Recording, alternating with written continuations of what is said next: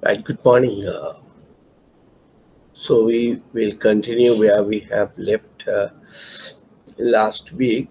I think we have another three sessions, so in the 3 days, including today. So we will cover the today the HR aspect as well, and then we'll look at the change management and ethics, most probably next couple of weeks. Um, right, and then we will continue where we have left the motivation, and we stop this point and we discuss the content theories as well as the process theories of motivation, and now we are going to discuss about why managers need to be motivated, supported. At the beginning of last week, we discussed the one of the major challenge faced by today the managers, uh, how to motivate employees. This is a big challenge today because it's a very difficult task. Our people also not satisfied from anything, but they talk about satisfying them and motivate them to get the work done. So, so if you really look at it, if employees are motivated, there may be a multiple advantages. Even though it is difficult task to motivate employees, but once it's done, organization can obtain multiple advantages. Let's look at it, some of the advantages of employees are motivated, right? And advantages are basically absenteeism. Now, why it is important? Why absenteeism is important? Because absenteeism means, so you, even though you have the leaves, I mean approved leave, but people are not come, they will take entire leave. Absenteeism, always somebody has to do their job. So the absenteeism is a good thing. So motivated employee we considered coming uh, usually to the office. Second, high labor turnover. The labor turnover we are going to discuss today. What is labor turnover? Why people are leave the organization? Labor turnover mean the average number for the particular period of time, how many people are leaving the organization. So labor turnover, the issue of labor turnover, you need to go through your entire process again for recruiting outside, training, all cost and time consuming.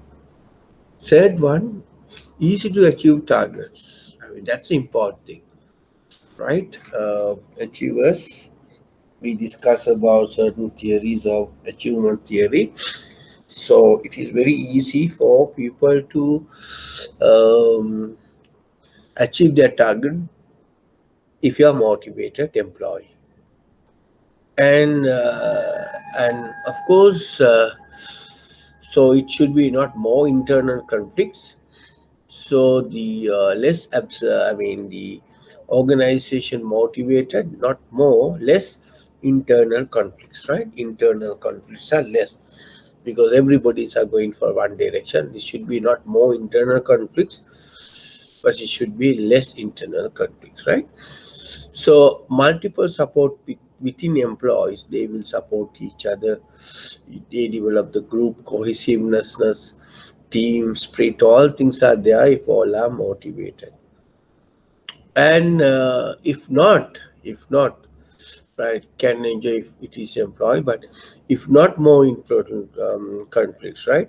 If not, more internal conflicts, right? If you're not motivated, people may more internal conflict, not right? So okay, then mutual support with employees and more wastages. If you have no motivation, it should be more wastages. Is the negative side of that. So these are some of the benefits or multiple benefits an organization can enjoy once their employees are motivated. Okay, so now let's look at it some. How can managers job itself as a tool to motivate employees? How can you convert? How can you develop a system so to motivate the employees? One factor is the job. So let's look at it. What are the preconditions of motivation? Now, even though we discuss certain theories, I think you may remember that the two-factor theory, right? McGregor's two-factor theory, we discussed first. There are two sign of factors, right? Those are we call unsatisfied factors or hygiene factors and motivational factors. Now, one side you see the more hygiene factors or dissatisfied factors. First, you need to remove all these dissatisfied factors or hygiene factors. Then you apply the motivational tool. So here, likewise, if you want to have a motivation, right? So whatever you try to motivate, if you don't have a required skills and abilities of workers, it is very difficult to motivate because they don't know to do their job. So therefore, definitely you cannot expect an employee to be motivated. For that, the employee must have a skill and abilities. Right now, second one.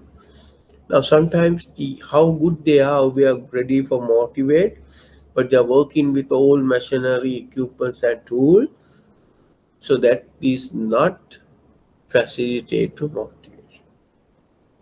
And the attitudes. Now, if we have inborn negative, right? So they whatever they do, they are not work to work hard and motivate. Work environment, objectives of the organization, and level of need satisfaction of workers. We discuss level of need satisfactions of workers through Maslow hierarchy of law theory. So if these things are not there, so it is very difficult to motivate employees. So these are preconditions. So sorry, before we look at it, motivation employees. Remember, we must therefore provide required conditions for employees to be on. These are we call preconditions. Now, how can you identify whether employees are motivated, they are dissatisfied, right? One factor you can say definitely you come up with high results, and he is willing to accept any changes. Whatever we'll give, he is expect to acceptance of changes and willingness to accept responsibility. Is willing to take the responsibility and cooperation in achieving results. So they work together, energy, enthusiasm, determination. If all things are there, we may consider that to one aspect, he is ready to motivate. So that is sign, is a symptoms of motivation, right? Sign or symptoms of motivation. Then let's we look at it signs of demotivation. So symptoms of demotivation, as we explained earlier, the other side of that. Lethargy and frustration, unwillingness to accept responsibility, lack of cooperation, passiveness, work to rule or working carelessly, blaming the boss and the present way of management. late attendance, unnotified absenteeism, increase idleness, labor turnover, resistant to change, improve the grievances or increase the grievances, disagreements about a lot of excuses are comes if you are demotivated. This is really a symptoms opposite of motivation symptoms, right? So that is why now you see your parents, they are the best judges about their children, and from their behavior, right, you can identify whether they have some problem or not. Likewise, observation play an important role sometimes in many research. Rather than asking, there may be a lot of researchers. Usually, they won't ask questions. They won't give questionnaire to fill it. But sometimes a good research method is to be observation. That is why sometimes, especially for supermarket, there may be a cameras now. These today's cameras are there, detective cameras to find out something you're going to steal it. No, but the cameras also tells you how when the customer comes to the supermarket. So the way he behave, what lane or what uh, what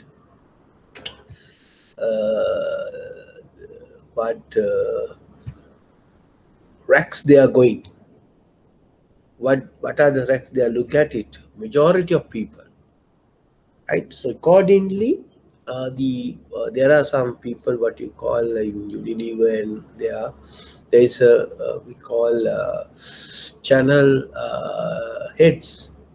So what their job is to see put their products in the correct place where a lot of uh, weight of customers are going, right? So that's the important things you can find it out from that. And also, mind you, so it will facilitate to layout. Likewise, so sometimes observation is better too. Okay, then we discuss the very earlier stage of this motivation theory, intrinsic and extrinsic motivation. And intrinsic and extrinsic motivations are two types of motivation and represent all motivational drivers. We discussed in the content theory, there are two types of motivation, right? Those are we call intrinsic and extrinsic. What do you mean by intrinsic motivation? Describe all motivational types driven by internal rewards. But others are we call through motivation describe in external rewards are we call extrinsic. Let's look at it. What are those intrinsic and extrinsic rewards, right? Now, say for an example, external motivation sometimes positive and negative. So incentives, fear, power, affiliation, all are external motivations. But internal motivations are we call intrinsics basically. Learning, attitude, achievement, creations, physiological things like that. Now, example for humanistic motivators. A very simple one is another area we look at it is a pleasing simple by the manager. Statements such as "Thank you very much for your good work." So we will expect from our boss. Otherwise, we'll tell මේකට කොච්චර කළත් අඩු ගන්න thank you වත් කියන්නේ නෑනේ. So what you expecting? Humanistic motivation. Those things can do lot in the organization, mind you, right?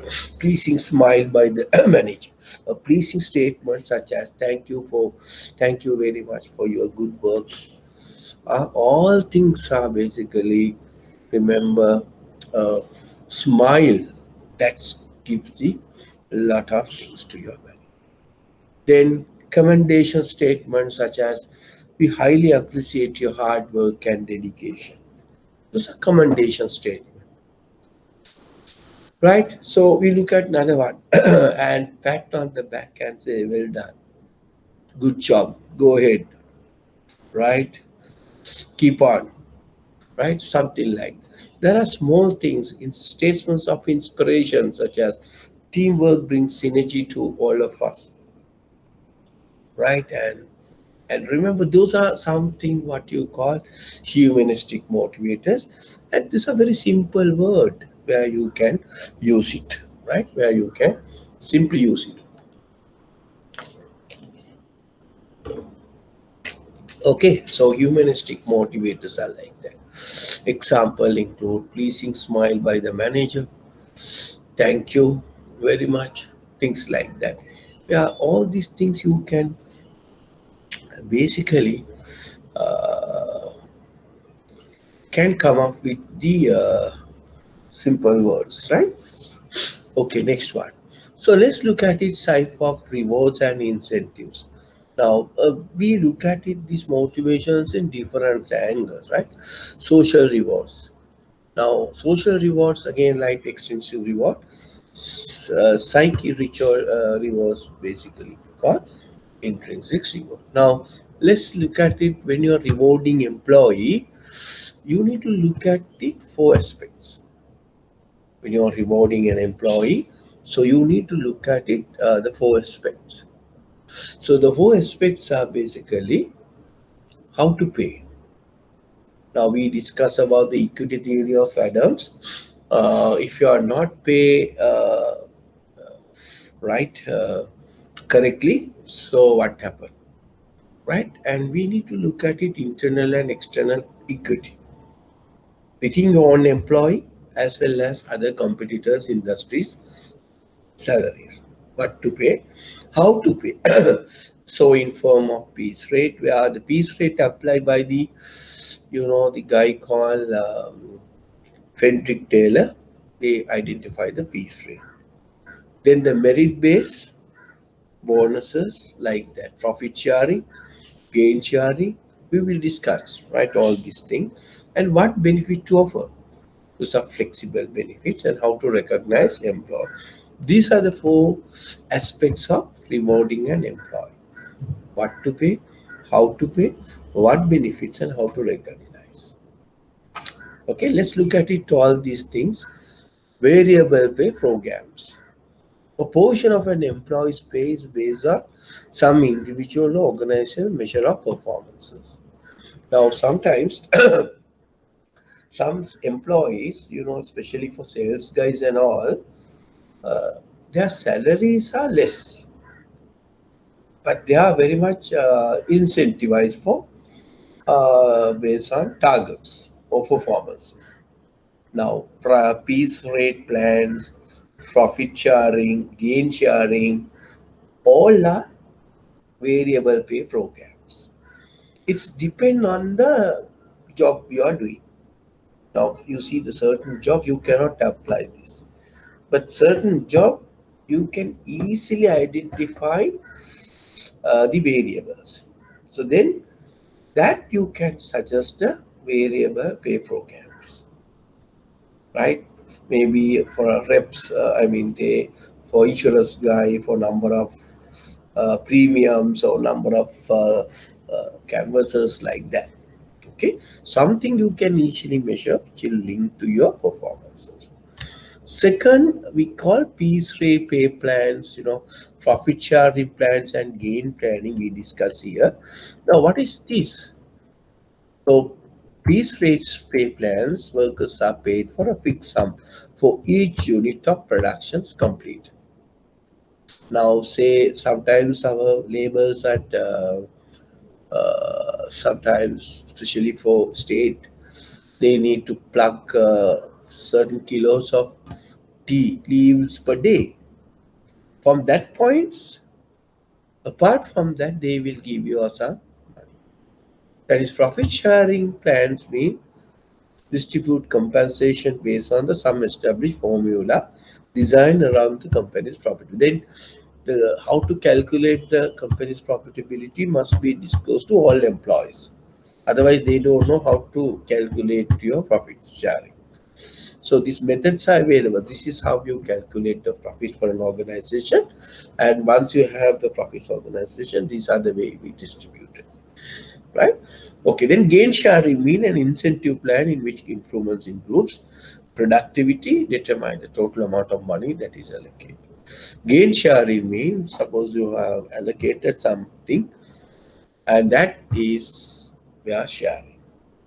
So these are risk sharing, profit sharing, and gain sharing plans. Second one, rewarding employees. Employee stock ownership plans. ESOPs. I think we are now discussing how the aspects of rewarding employees. Now, this method, one time we call peopleization. We use a word called peopleization, right? We don't want to say privatization, and we use the word peopleization. I don't know whether you can remember, maybe during Mr. Premadas's time. So they come up with, because people are protecting privatization. Now what happened? They said we are not going for we are not going for privatization. We are going for peopleization. That is, now they may have employees are given certain percentage of equity rights in the organization. So that is ESOPs. Another simple word for that is peopleization. Right? Some employees are giving certain stock position. So the moment you know what you mean by a stock, the stocks will facilitate for you to basically have the ownership of the organization, belong in a coin, right? So that's another method of motivating, rewarding employees, right? Then another important thing with the work, I think you may learn this, job rotation, job enlargement, job enrichment. So what is job rotation? And in fact, it is an compulsory thing as far as the banks are concerned. According to the central bank, every employee must have a job rotation, because job rotation is a, the operational risk issue. If people work, there are some positive and the negative of job rotation, right? We are well aware. But remember, the job rotation is a must thing as for the central bank. So the job rotation, one way is provide the to learn certain new things. That is called periodic shifting of a worker from one task to another. So job rotation also is a motivational tool. Because if you work for over and over again for a longer period, it will come the monotonous, the productivity comes, right? And one way also you are improve your specialization. That you know that. So the job rotation also may be benefited for you to learn another new areas, right? And also another disadvantage. The moment you do the same job over again, you may tend to do some unethical work or unethical practices. So, in order to prevent that, but in this case, the job rotation is done basically for motivational purposes. But job rotation also facilitate other factors also, right? But here we are discussing the job rotation as a motivational tool, but other factors also contributing to the job rotation, right?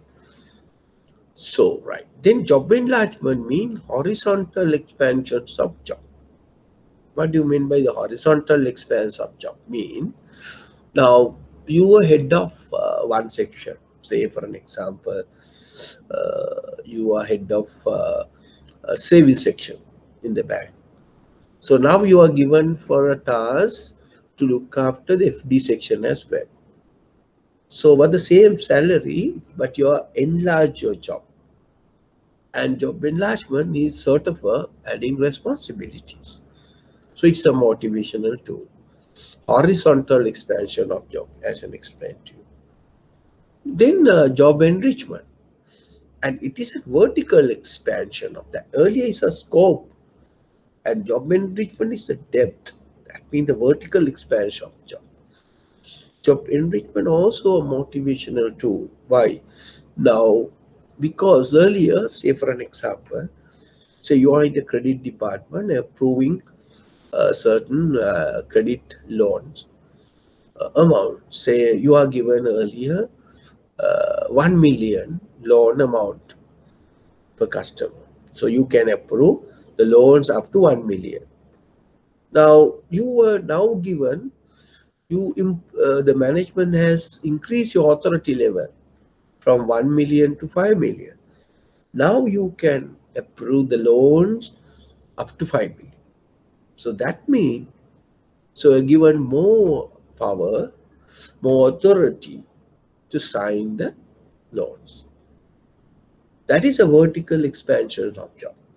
So job enrichment. Now you know signing a 1 million loan and a 5 million loan. So you need to scrutinize the loan applicant little more than, because the risk is high. So but through that, so the job enrichment. So that is called vertical expansion. Now, this is a one importance of job designing and scheduling, how these things can be motivated, right? And apart from these popular other these motivational tools, there are some other motivational tools available, strategies available for employees. This is a common thing, right? One is empowerment. Now that means, so everything's the employees are doing, try to empowerment. It is not a delegation, right? Remember, empowerments and delegations are two things, right? Now, empowerment means giving power. So get them involving in decision making, solve problems, sphere of responsibility in authority. That is empowerment. Every employee is like to have an empowerment. Then participation. Get them involving for everything, right? Get them involving for everything. So empowerment, participations are popular motivational strategies. Okay, empowerment and participation. Right. And apart from that, as we explained to you earlier, and flexible work schedules. Now, some organizations have a flexible work schedules. You can come for work, right, and do your work and can go home. Now, flexible work schedules are very good for busy ladies, say married couple having children. So they may look after the children, they feed them, put into the school, and come to office after that. Otherwise, what happens? All those things become priority. The job become the secondary thing. So if you fulfill your other thing first and then come to work, you have a peaceful mind. So you can do the job, and then children's may be looked after by someone else after that husband comes or whatever.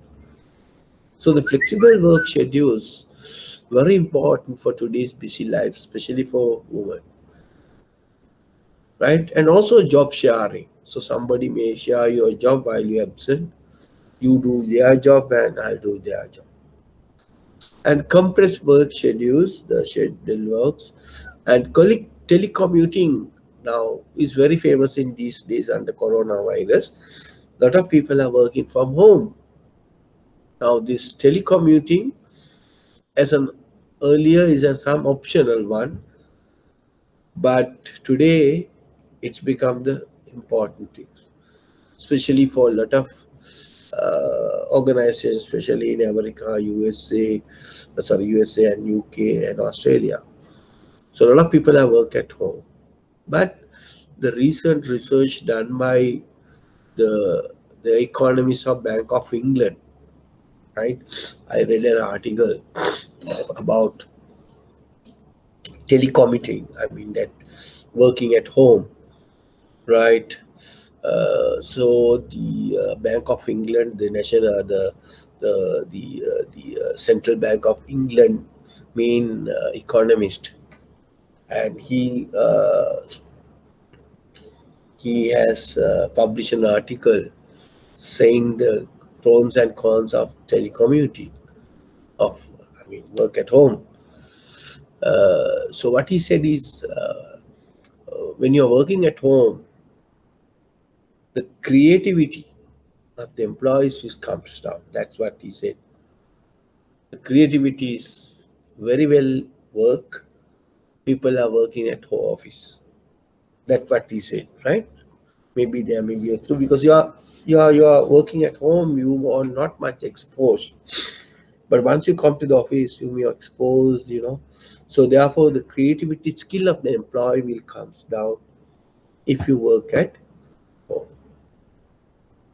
right? These are the new things. Some suggestions made by certain big people like Bank of England chief economist say like that. There may be a truth on that. That's also correct. Now, one day you become boring to work at home. You won't get the social systems and things like that, right? Okay. So now the implications for managers. Say you are a manager. So if you want to motivate people, so first you need to look at it your individual differences. People are different. You need to understand the individual differences. Now come to your mind ERG theory, achievement theory. Some people are want to go for have a good networking. Some people don't want to go outside and work. They prefer to work at office. But some people want to go out and build up the affiliations and achievements, things like that. So we learn a lot of theories under ERG and algebra theories, right? So all these theories talk about certain characters of the people. So that is why we need to learn all these theories, because these theories are tell you something. Now, as a manager, you need to identify individual differences. You may develop a motivational tool or develop your job accordingly. Then you get a better output from them. And use goals and feedback. Always try to motivate by giving them challenging goals. And everybody is expecting certain feedback. Feedback not only at end of the session or end of the period, but it's necessary for continuous feedback right then and there. And as we earlier discussed, and employee participation is important, right? And today links rewards to performances. Today we are talking. Today maybe we may discuss about performance remuneration system. A lot of organizations are now practice the reward to performances, right? And also remember to check the systems for equity, for the fair salary is getting, but today it's not the case, right? So the equity is not much, but there's a huge difference between the higher positions and the lower positions, right? So these are the factors you need to look at it when you think about motivation of employees. There are something you easily can be used like social motivation, humanistic motivational tools. Very simple thing. Right. Now we may discuss how to design a motivational scheme for your organization or maybe your branch, maybe your division, right? So very important thing, steps in designing a motivational scheme. So you are tasked or you are given. We discussed today morning as well as last week. The problem faced by managers are how to motivate employees. That is why we learn what is motivation. It is an internal feeling factor. What makes you to motivate through studying certain theories of content theories, And then we discuss why these people are motivated by use of certain process theories, right? So all things we discuss, what are the rewards and physics resource and the social resource, as well as we call them as intrinsic, so humanistic, or what you call extrinsic rewards. We what are those things, and we discuss what are the how to identify whether is you are motivated, symptoms of demotivational and motivational too, and we discuss some techniques you can use to motivate. So all things we learn, for what purpose? All things we learn, use of all these things for you to design a good motivational scheme for your employees. You are particular division's head. You may be a branch manager, you may head of the organization, HR. Irrespective of, you have somebody has work under you, right? You may be a line manager, you may be a staff manager, but some people are working under you, right? So then how you design a motivational scheme for them, right? First we look at the first, observe and sense the symptoms of demotivation. So we discussed the symptoms of demotivation. Comes late, lack of energy, enthusiasm, right? Turnover, right? Not supportive, criticize the management. The guy who's criticized the management also, remember, he's not a motivated guy. So you can identify a lot of demotivational factors. You can observe them. So first you identify the demotivation. So then second one, we may carried out a detailed need analysis. Why he said like that? What is the reason? What do you need? Right? We call detailed need analysis. Carry out a detailed need analysis. Then you may design an incentive or motivational package for them. Right now, for that, so you may look at it different areas like intrinsics, extrinsics, psyche, and financial, all things what we have learned, we may design. Then create the required condition for motivation. So you look at the conditions, what you need. Then you need to look at it. Now, cost benefit analysis. Now, you cannot reward, you cannot develop a motivational package. It's cost to the organization. So you need to look at the cost benefit analysis, the motivation schemes you propose, because it has to be bared by the organization. Your profit may be enough to provide benefits. For that, you carried out a cost benefit analysis. So having understood and having developed all these things up to these 5 points, now these need to be communicated to the employees. Then only people are aware. So it should be properly communicated and very simple manner, and also get the support from them, discuss and implement. Right? And remember that once you implement, it's very important for review. Evaluate the outcomes, whether this the motivational package you suggest work, whether it is linked to the performances. Otherwise, these performances are same. Employees are happy, but employees happy, you should hire performers, but not to that expectation. Not to that expectation. There may be increase of performances, mind you. Once you develop some sort of a motivational package, there is some performance improvement. But that is not what you expected. You expected more than the present performance. There may be improved performances, but that is not expected performance. Right? So therefore, That because of some motivational scheme, some lack of motivational scheme, or some, so you can improve and motivation the two. And these are the steps usually in designing a better motivational scheme for your organization, right? No, I think you understood.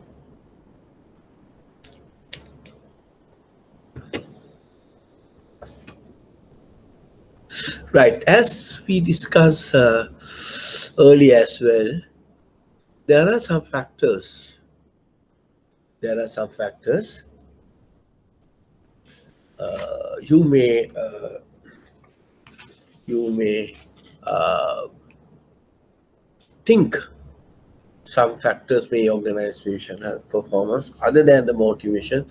That's why sometimes we call, I explained to you all this, the preconditions, right? We discuss here the preconditions, right? Okay, preconditions. Okay, let's look at it, all these preconditions. What are those preconditions? Huh? Skills again, machinery, technology, leadership of the organizations play an important role. Objective we discussed, the systems and procedure, the business environment, right? These days we can think strategies and structure of the organization, and to what extent the market orientation the organization is. These are some factors influence the organization performance other than the motivation. And this Sam Walton, and this guy is the famous Walmart store, the one of the leading supermarket chain in the world. We call as Walmart supermarket channel, one of the largest supermarket channel in the world. So when you go to abroad, you can see a lot of Walmart supermarkets, not like Sri Lankan supermarket. Those are hypermarkets. We call a huge, right? You can spend one day in that supermarket if you really want. So what Sam Walton is the owner of this. What how he motivate? I just give it some food for thought, right? And he has visited every Walmart store, right? That's the important thing. Never lost his personal touch. That's one. And he with the staff. If you have a personal touch with employees, so remember that some of the things you need to learn. As a branch manager, you never lost his personal touch. You usually talk. You must be knows who the people who are working under you, their family background, how many children, what the stages of the children's. There may be sometimes the problems. So you can ask, we call them as, Sunil, how about your son now? He found a school for you. You found a school for your son. It's a small thing. So it's take you a long way.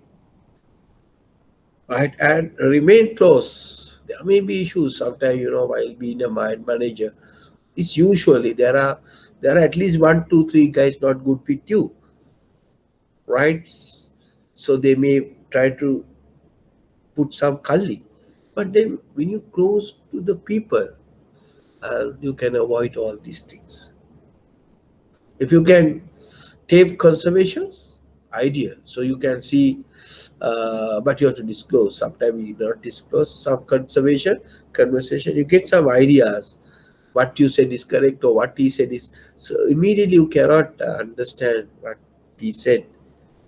But if you later, once you listen to that, and that's another important thing is the course of, if you want to see, I just tell you whether your customers are motivated. So listen to those call center conversation. Now that is why when you call certain call centers, almost all call centers, what the call center is telling, in order to give a better customer quality service, your conversation may be recorded. Now there's something called in marketing we call opt-in, OPT, opt-in, right? Now in Sri Lanka, not It's not a good. It's not a legal issue, but other countries you cannot do things like that. Now you know these Ranjan Manugal, Ranjan Ramanayaka's case. No, now tape conservation. What? How it creates the environment, right? But you have to tell him. We may now that is why when you put a call center with the call center before somebody takes, but the most of the time the call centers you hear all these things, but not the people talk to you. All these call centers are busy. Wait for another a few minutes. We will put you into the earliest as possible. But earliest has never come. Now these organizations now have an excuse also due to corona. Only limited people are working like that. People can tolerate. But if you really look at it, today's context, especially for a lot of government banks, you try to call these banks, either they are not properly managed, very difficult to get the answer from the. What is the purpose of having the call center then, no? Right? So how can you employ, or sorry, the customers are motivating. So call center sometimes, remember, is a demotivating factor for your organization, for your businesses. Call center. But if you work hard, well, it's work, it's motivate. But it's not properly functioning, it's a demotivating factor for your. Now, what I'm telling you, the how you can use call center for employees more, for customer motivation, right? That is why is it tape conservation. They will record it. They have to tell. That's called the opt-in. First, you have to tell them that your conversation is recording. You have to get the permission from customer. Now, if you see, you may get it a lot of SMS messages. So you may not look at it all these things, right? Please look at it. You may get a lot of options, a lot of messages, SMS messages. Some are doing, some are not, right? You are getting a lot of SMS messages are telling that if you don't want to receive any more SMS, please put stop SMS, right? You noted that in the bottom, right? So you don't want to get all these things. That is why you're not put. But sometimes it become more headache. So that is what you call opt-in. Other countries, you can't do things like that, right? If you recorded my word, my conservation, right, and put it public, I can sue you. But in Sri Lanka, it's not that because our law systems are not strong.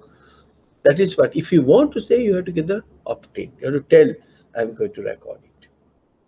Some people are do bad things also. So while you're talking to somebody, suddenly you uh, your conservation conversation may open up. It will be can be listened to others. Then so you have to tell them. So I am going to switch on the mic to listen to others. I have to get the permission. Some are not doing, but as a good guy, you must be aware that the moment you put the speaker on, you in a position to identify. You have put the switch speaker on. But usually, person from the other end who received the call must tell the caller, so I'm going to put your speaker on so that everybody can hear. Otherwise, you have to tell, no, I don't want to speak. You have to get the permission. Okay, those are some of the things, good motivational factor when you're going for tape conservation conversations, right? And also sometimes is Waltons they don't have employees. All employees are called associates. If employees mean your people are working for you, associates mean you will support you. You see the names, nothing much. Associates they consider, not employees. And train people to be merchant. right? Everybody must be a merchant. Sell something to somebody, whatever the position you are working. Now, most of the things you noted that if a bank, say for an example, for a bank, you are working in the you are working in the finance department or division.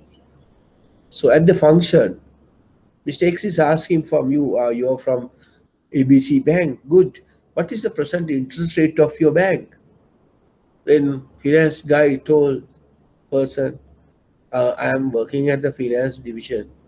I'm not much aware about that. So that means what? You are losing opportunity to communicate your bank's interest rate, irrespective of your position, whether you are in the middle office or the back office where you're working, you to be a merchant. Because if you can in a position to tell my banks even giving the highest interest rate and how much you spend money to communicate that to customers. You spend a lot of money to communicate those things to customers where you're losing your opportunity there. That is why Sam is talking about you must train the employees, train all employees to be as a merchant, right? And also, look at it, while look at it, all these things, he provides some financial incentives to keep associates happy, that means the employees happy. So this how uh, example of Sam Walton's way of motivating staff, right? Okay, just think, maybe look at it, some of the big companies and see whether how they are motivating. Some of the things you can copy it and practice is in your business operation. Remember, uh, you don't want to have a big motivational programs, right? You may see sometimes there is a motivational speakers are there. Some banks are bring some motivating speakers, right? It's a good thing, but they may only motivated while they're talking. After that, again, forget. For that, we must provide a environment facility to the practice all these things, right? Okay, these are some Sam Walton, the famous Walmart owner. What he used to motivate the employees. Okay, just to summarize all these things, right? Okay, now what we have learned today in the morning, just to first hour, I just summarize all these things what we have learned. The the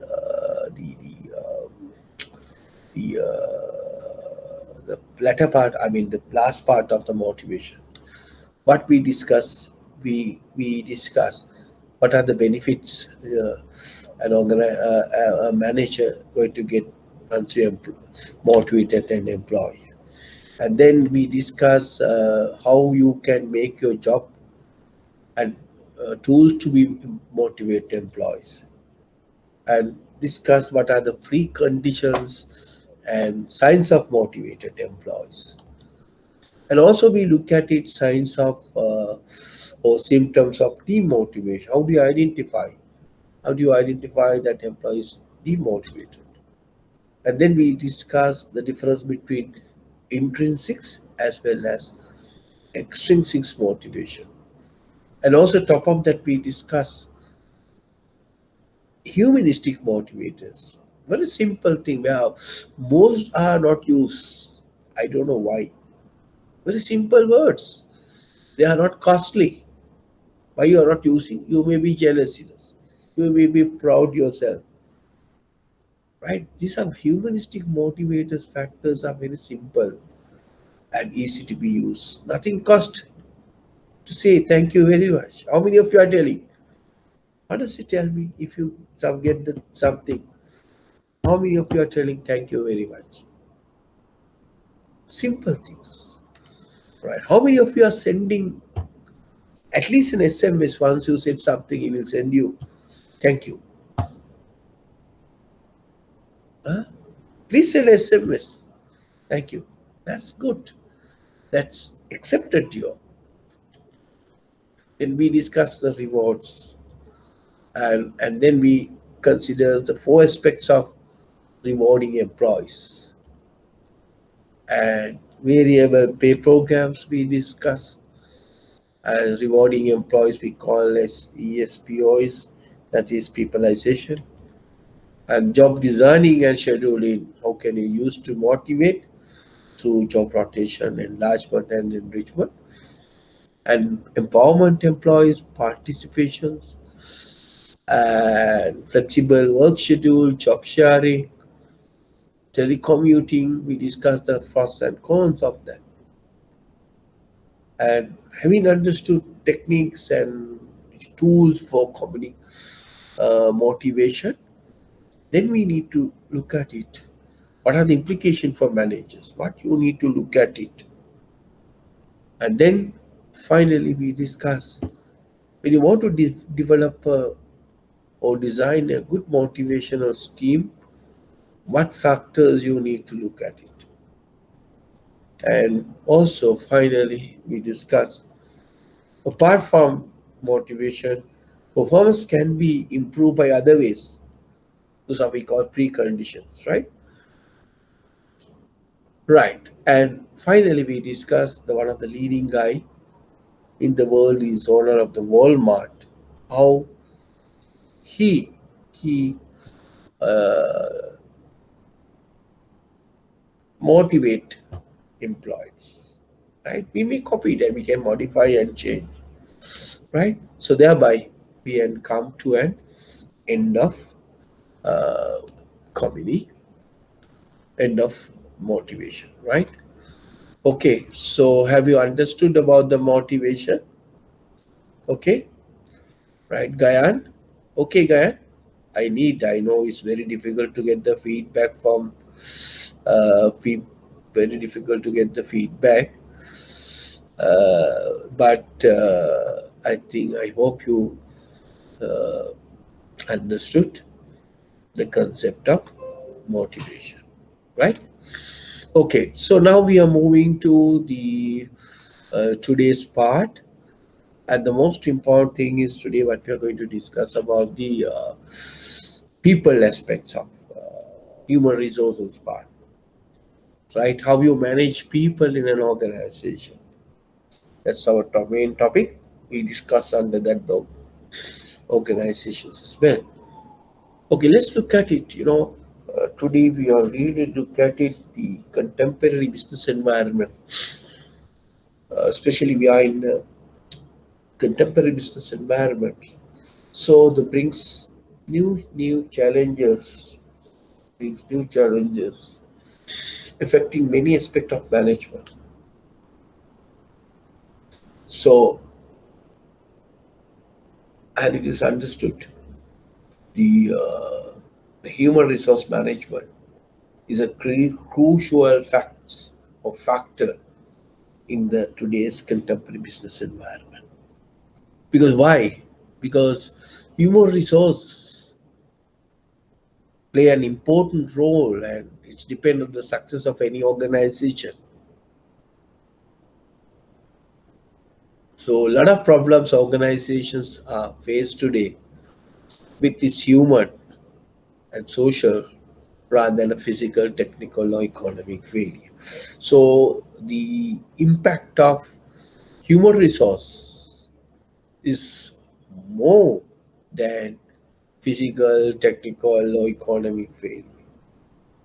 So Oliver Sheldon is the guy who come up with lot of new contemporary theories on HRM. So what he said, no industry can be rendered efficient so long as the basic fact remains unrecognized. So that is the principally human. So whatever we do, we need to consider again people factor. Now, Professor Siddhartha Ranasinghe, and he's a leading professor in Postgraduate University of Shijavartanapura, and He was passed away. In fact, the professor did lot of HRs, uh, researches and all. And what he said in Sri Lankan professor, in contemporary organization, and he said HR plays the role of business partner, but limited to extent. Why? Lack of capacity and authority to influence strategic level business decision. Now we need to consider him as the human factor. We need to consider has to be a business partner. But because of the lack of capacity and authority to influence the strategic level business decision in Sri Lankan HR guys, right? Now, to what extent? Now, even though we realize the importance of human resource, but to what extent those human HR play a role in the business partner to change the strategic level business decision or get involved in strategic business level is very much less. The Armstrong is the another person who written a lot of about HR, and he said uh, human resource management is a strategic resource. It has to be linked with human resources to the strategic requirements of the organization. We may discuss all these things little later. So therefore, remember, employees key component of HR in functions. Now, recent another I can't remember his name. Guru mentioned that people become cutting edge factor, right? You know what is cutting edge factor, and become accelerator for one of the greatest workplace transformation. Has simply shifted from rowing to rafting world. Now, what do you mean by rowing to rafting world? They must involving in decision making. They must involving in business decision. They must involving in changing agent. They must be involving in being a strategy partner. So the role of an HR has to be changed. Then it's become a cutting edge factor. That is what this quotation is talking about. Rowing to rafting world. HR is no more inactive person. He may be a dynamic person. He's a change agent for an organization. Right?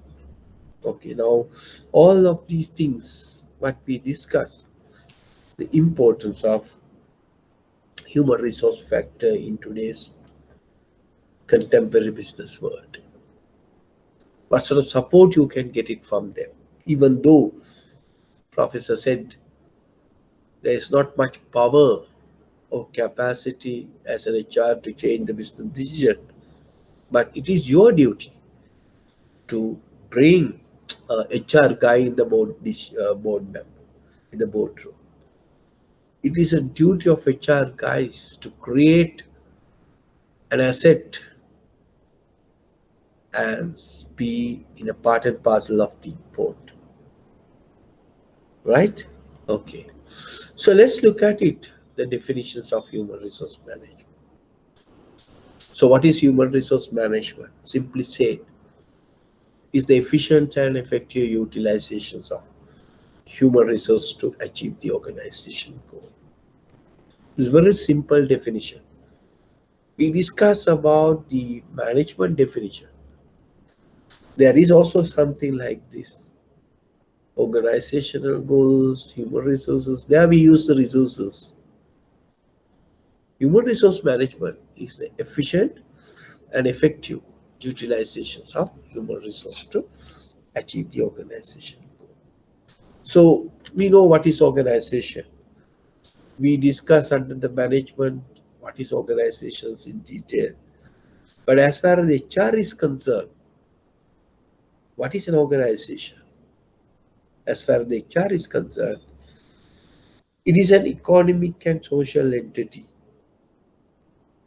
composed of group of people who interact with each other for the purpose of achieving a common goal. A group of people mean maybe public, private, corporate, or whatever, non-profit organizations, whoever.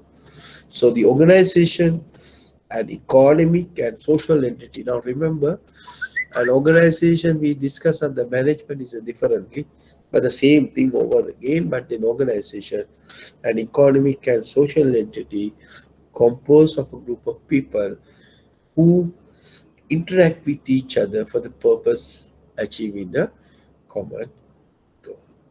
Now then the questions will come. What is goals? So goals are basically refer to desired targets to be achieved in the future. That is goal. Now in here in HR, basic goals of any organization, remember, because we are talking now HR, right? Basic goals of any organization should ideally to be serve the human being or serve the human society. What you're trying to do through the human resource management? Fulfill the human needs and upgrade the standard of living of people. That is the goal of a human resource, right? So there may be a specific goal for an organization, like increasing net assets of the owners, increase the welfare and development, maximize customer satisfaction, maximize or maintain market share, or improve market share, fulfill social responsibility. Those are some of the goals of an organization. But you need to remember, basic goals of an organization ultimately fulfill human needs and upgrade the standard of living of people. Right? Okay, then we look at it human resource as most significant resource. One letter is missing here. You put significant resource. Why? We know that. Why human resource are different compared with other resources, right? What are the specific features of human resources? That's animate resource where you can feel, think, and make decisions. So can organize themselves to their safeguard of their rights. They can bargain, decide their price, and only think, only resources. Most of the resources are depreciated with the time. Most of the resources are depreciated with the time, but the human resources are usually value appreciate with the passage of time, but after certain time period. So that is why sometimes you see some nice looking girls, young girls are married to old people, because why? So these people are aware about the value of the people, because value appreciate with the passage of time. Right. Then productivity can be improved unlimitedly by training and motivation. That is why we discuss motivation. Productivity can be improved through motivation and training, or because of their living animal. It's only creative resources. And also this is the resources are make decisions about the other resources. Why? Because of animate resources. Right. And a most important thing out of all, and their behavior. And it's very, very difficult to understand, and very complex and very difficult to predict. That is why, right, the human resource as compared with the other resource have shown some unique characteristics, some unique features, right? So therefore, we need to manage these resources efficiently and effectively. So what is efficient? We said optimum use of employees by eradicating or minimize wastage. So optimizing the use of employees. What do you mean by an effective? That means, so now, so the moment saying I am referring to again HR. So efficient in HR, little different between your concept the management efficiency and effectiveness, right? So what is efficient? Optimum use of employees. Now, how can you do an HR? If you want to be an efficient utilization of HR, it is important to have a right employees in the right number at the right cost, right? So therefore, efficient denote in HR or right employees, right number at the right cost. Remember, right? Right employees, right number at the right cost. So what do you mean by effective in use of HR? Organization effective, what is the extent to which the goal of the organization has been realized? How you use your employees to achieve organization's goals. So that is effective. How you use your employees to achieve your goals and objectives, right? Okay, let's look at it. What is the basic goal or generic purpose of HRM, right? So, generic purpose of HRM to generate and retain and appropriate. Now, what do you mean by appropriate here? To generate and retain appropriate and contented workforce which give a maximum contribution to the attainment of the goals and objective of the organization. So that is a purpose, that's the goal of HRM. You need to create a workforce where they give you a maximum contribution to the achievements of organization's goals of the and objectives of it. So here the word appropriate is talking about the quantity and quality aspects of the people, employees, or what you call competent employees, right? So what is the purpose or basic goal of human resource management? To create the more competent and contented workforce which give them maximum contribution to the attainment of organization. So now let's look at it. What are the strategic goals of human resource management? Right? Now remember, now strategic goals of human resource management, strategic goals of human resource is facilitate to achieve the basic goals of human resource management, right? So that is why all these goals are clearly defined. What is strategic goals of HR? Increase employee productivity. Now, to employee productivity mean the relationship between inputs and output ratio, right? That is productivity we measure. Employee output divided by employee input. That is what we are expecting, right? Increase employee productivity. And the other one is what you call basically increase QWA. So what is QWA? Right? QWL is basically we're talking about quality work life. Right? Now improve productivity means the employee is the relationship between employee inputs and output. and it is the ratio of employee output to employees input within a certain period of time. Now, what is the formula we are using? Employee output, employee divided by employee.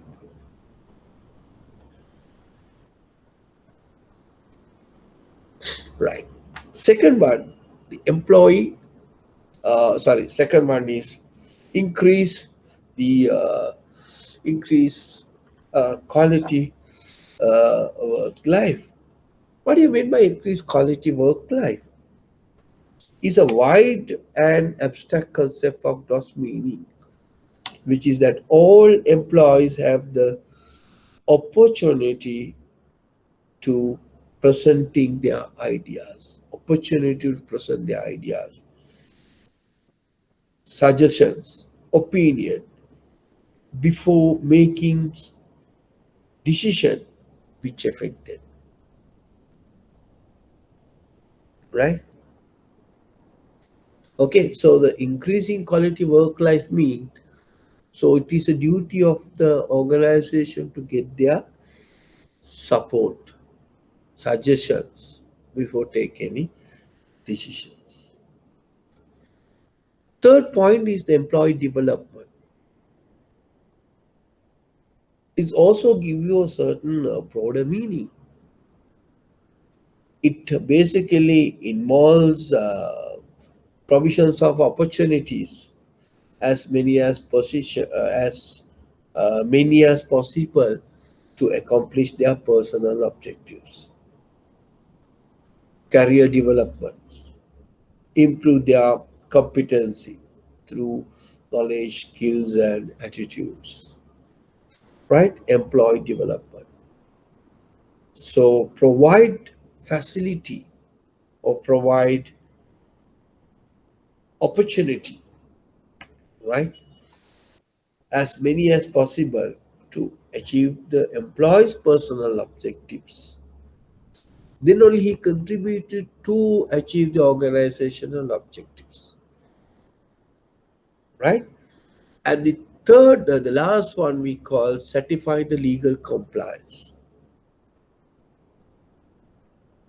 Now, we are imposed by government with relation to managing people. There may be a lot of rules and regulation, right? So, if legal compliances, that means anukulatami, you must be if legal compliances does not exit survival of the organization, will definitely be jeopardized to incidents of diverse industrial disputes.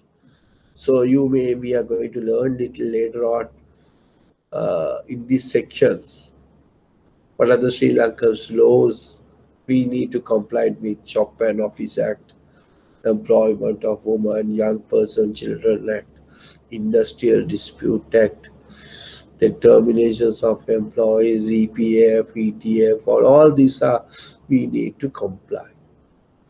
So these are the strategic goals of HR. Increase employee productivity, increase quality work life, employee development, certified legal compliances. Right? Now, as I explained to you earlier, so strategic goals of HRM is there to achieve, but basic goals of HRM.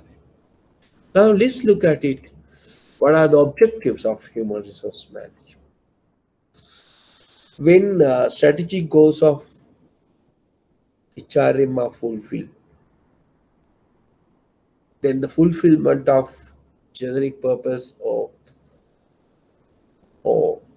goal of HRM is occurs. So then these objectives of human resource of human resource management, objective of human resource management will facilitate to achieve your strategic goals of HR. Right? Remember there's a way of we are learning. There's a way of things we are learning. right? Clear now? General purposes are there, general or goal, generic purposes. The strategic goals are there to achieve the generic purposes, and then the objectives are there to achieve the strategic goals of human resource. What are the human resource objectives? Now, you as an human resource student, you must know all the things little differently. That is why we are learning human resource management now. The layman must be may think objectives, strategic goals, all are same. No. As a human resource management student, you in the position to identify the clear differences between that and how objectives HRM facilitates techno like that. Okay? Okay. If there's a question asked from in your exam, how objective facilitate strategic goals and strategic goal facilitate, you need to explain. Okay, objectives of human resource management. Objectives are coming like this, like a funnel, right? More broader things now coming small point objectives to attract suitably qualified people. Why? To do the job and to retain most appropriate employees, motivate employees, controls employee cost. Because as I explained to you several times, I'll explain to you several times, the highest cost in the bank is the interest cost. The next cost is the human resource cost. So this is a job of a human resource department to control the employee cost and also to ensure employee commitment, to get and improve the employee commitment. So to retain the most appropriate employees who provide desired performance to you for your organization. Right? Okay. Then before we moving to discuss the changing role of uh, role of personnel versus to role of the human resource management, let me explain a little bit of what are the functions of human resource management. So these are some of the functions we are going to discuss, but not all functions. But certain functions we have already discussed in the different other areas. But what are the main functions of human resource management?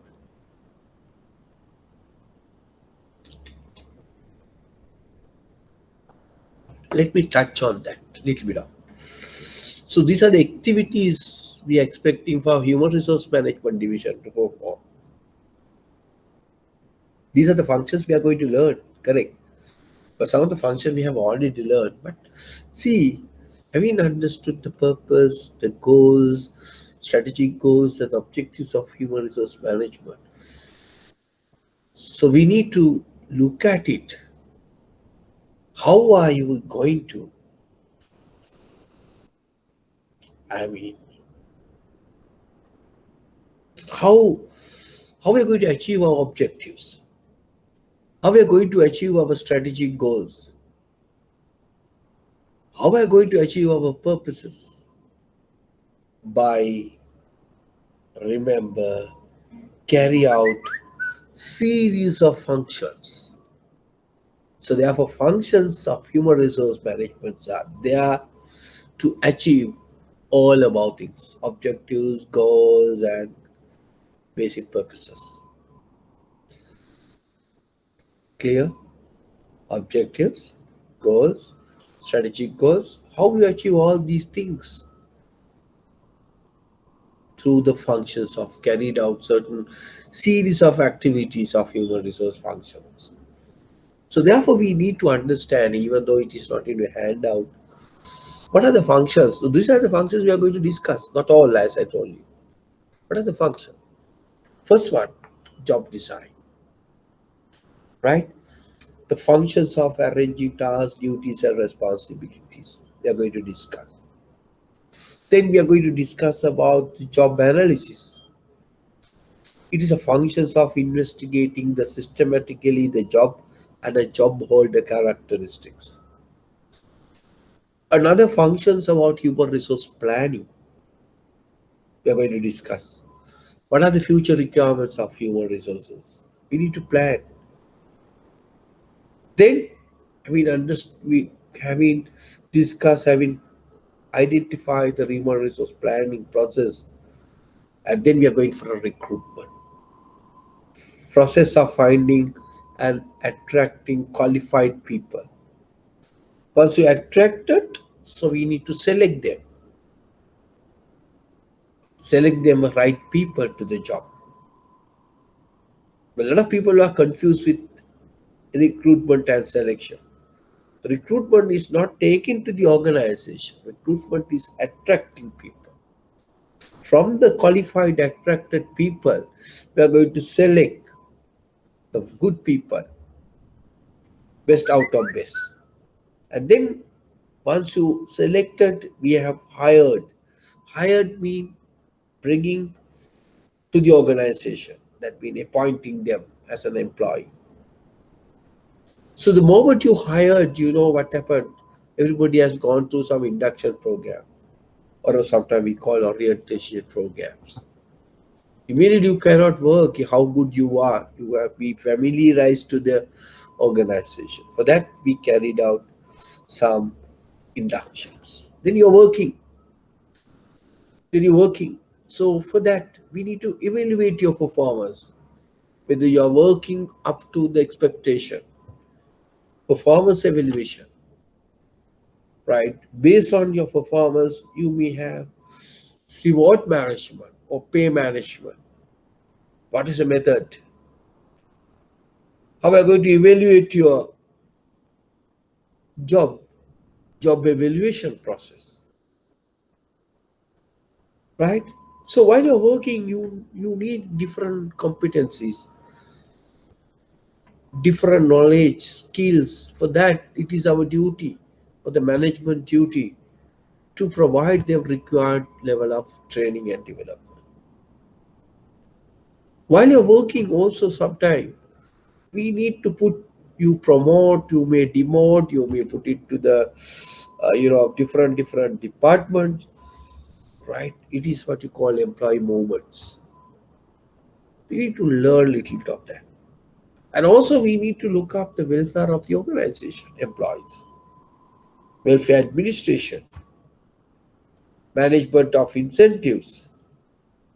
And also it is a duty of human resource management to look after the safety and the health of your employees. Right? While you're doing all these things, what management is expecting from you? You to have a discipline in the organization. That is discipline management. Then, while you're working, you may come across with lot of grievances. Lot of grievances. So we need to have a system within an organization how to handle these grievances of employees. Pgedbm. We will discuss if not handled properly what happened, right?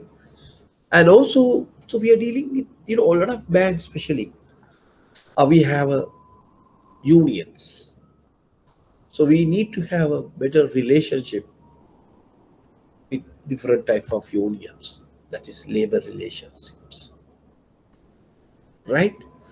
And all these functions of HR, we need to carry out in order to achieve so-called what objectives and strategic goals of human resource management, right? Uh, I think you understood now the little bit of human resource management, the very fundamental things. When you go for your degree level, even for University of Jawaharlal or Calendar, wherever you're learning these things in your first year degrees level in the HRM, right? So I'm quoting a lot of stuff from the Jawaharlal University, what they are teaching under HRM, right? Okay. Now you understood about the human resource management functions. Why functions are there? Remember again, functions are there to achieve objectives.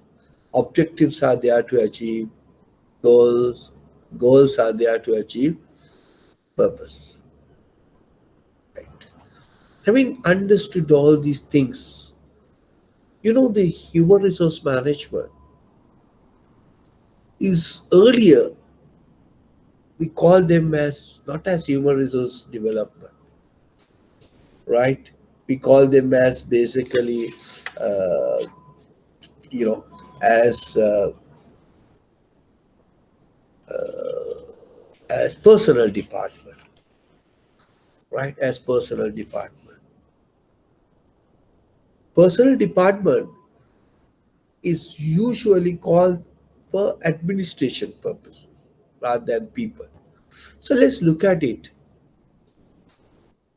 The role of a personal and the role of a human resource management. Right? The role played by earlier your personal department and the role of human resource management today. We look at it.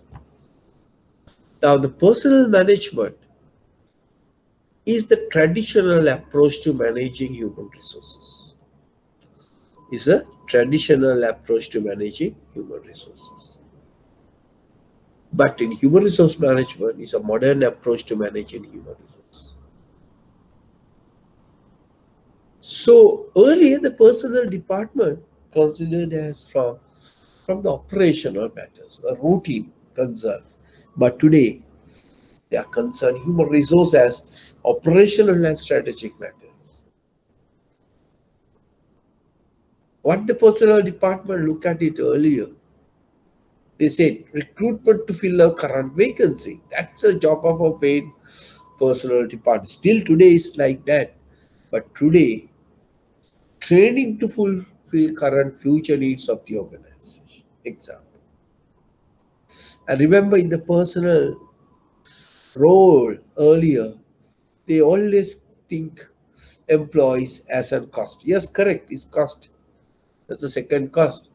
But now in the human resource management, today we call them as an assets where you can change the things.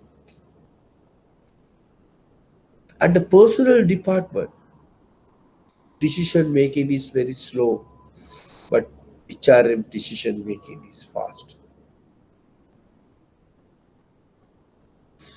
And pay is based on job evaluation, based on job evaluation. But today, pay is usually based on performance evaluation. Performance evaluation. Now that is why sometimes you see the Professor Sudatta said, still many of even though we talk about human resource management, still we are sometimes behave like a personal department person, right? And employed motivated by payments and coercion. Remember? Characteristic, right? But today, employees motivated by consent and involvement. Get them involved and discuss. We discuss under the personal, the line manager's role is transactional and a negotiation. Now you must be knowing what is transactional. But today's role of human resource manager is what? Is basically transformational leadership as well as the facilitation. All right? Okay, so these are some of the changes of human resource manager from early personnel department to human resource management, right? These are some importance of human resource management. So as we explained, other resources making things possible, but human resources making things happen. That's the only resource, as we explained, to achieve organizational object. That doesn't mean other resources are not important, but the most important resource is the human resource. And HRM affects in an organization, we have a lot of other organizational functions like marketing, finance, productions, operations, and things like that. But it is understood the quality of other functions depend on human resource management. Why? If you have not select the best people to do that job, to do that functions, those functions cannot be done effectively and efficient. So therefore, the quality of other functions depend on the HRM effects, right? And also, why it is important and it is a difficult function. And also remember, HR functions will help to meet the societal need and wants of the society needs and wants, right? Okay, now what we have learned, we discussed and we brief what is human resource management, why it is so important today, and then we discuss about the purpose, then strategic goals, then the objectives and functions of human resource management. And now we discuss the importance, and we also discuss the difference between strategic and uh, personal department. Sorry, human resource management. Now today, remember, we are moving from human resource management to strategic human resource management. Now, certain eras, we start with personal management. Maybe we started with, honestly, if you look at the history, we started with welfare management, and then welfare management to personal management. And from personal management, we move into human resource management. And now we are moving from human resource management to strategic human resource management. So, what is the difference between human resource management and strategic human resource management? Now, some large organization, you may have a human resource development. What do you mean by human resource development? Mean you may have a different heads for managing human resource planning, manager human resource development, manager recruitment, manager training and development. Likewise, there may be a lot of positions created within the organization, right? But whatever said and done, today we are talking about strategic human resource management. So move from human resource management to strategic human resource management. Right. Let's look at it now. What is the strategic management? Now, it is the process. Remember that simple. It is the process of linking the human resource function with the strategic objective of the organization to improve the performance. I've just quoted again by the professor Sudat Sudat said the the role of a human resource still not much contributing to strategic level of business decision making. Why? Because to what extent our human resource management involving in the business strategic decision making process. So that is why that the evaluations of strategic human resource management, and it is the process of linking the human resource function with the strategic objective of the organization to improve performance. Right? So it may be support organizational strategic goals and objectives, overall organization. Right? Now I'll tell you a classic example here. Now, this is a classic example, very simple example. Now your bank, say for an example, your banks want to in 20 this year, say for an example, 2021, to decide it as a strategic objective or strategic goals to open up 10 new branches, for an example. 10 new branches. Is what? That is your strategic business decision. Strategic business decision.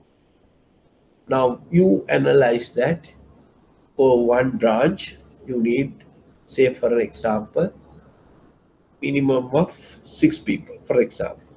Now according to the central bank, they also said, well, if you open a branch, you must have a minimum number of staff, say 6 person for one branch. So how many people you need now? 60 people you need. Right. Now how you get these 60 people? That is your organizational objective, to open 10 new branches. So then the human resource management will be find people, maybe promoted, maybe recruiting, maybe, whatever you do, must support the achievement of organizational objective, strategic objective. Then only your human resource management act as strategic human resource management, which is linked to your strategic objective of the organization through how will improve the performance. Why 10 branches meet? So they bring new businesses. Right? So that is how the human resource management will support your strategic management. Clear? Right. Now let's look at it. How the traditional human resource management, we have to think now, was converted to strategic human resource management.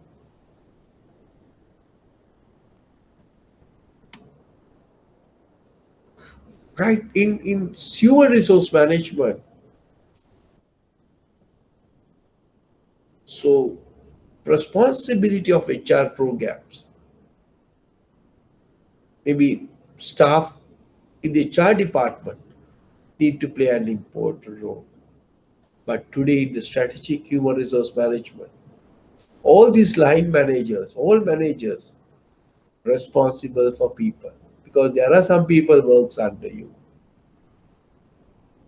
So it is your duty to HR programs to be carried out. That is why every employee considers as a HR manager. Right? And here the focus of activities in human resource management, employee relation, yes, ensuring employees' motivation, productivity, compliance, loss. You see, that's a HRM function.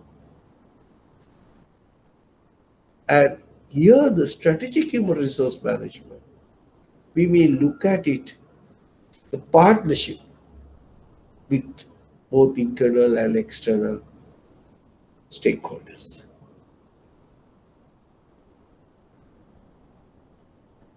And also, we discuss the role of HR manager, more reactive and transactional. But in strategic human resource management, today we are looking at it the proactive and transformational change lead. Proactive and transformational change lead. But when you compare it for the initiate for the change, slow, piecemeal, and fragmented. But what strategic human resource mean we expect? We have to come up with quick, flexible decision making, right? But time horizon, HRM may be short, but HRM may be depend on the circumstances. It may be short, medium, long. It's not specific, right? So control through organic, some sort of a bureaucratic control, right? Okay. You know the how personal management was changed to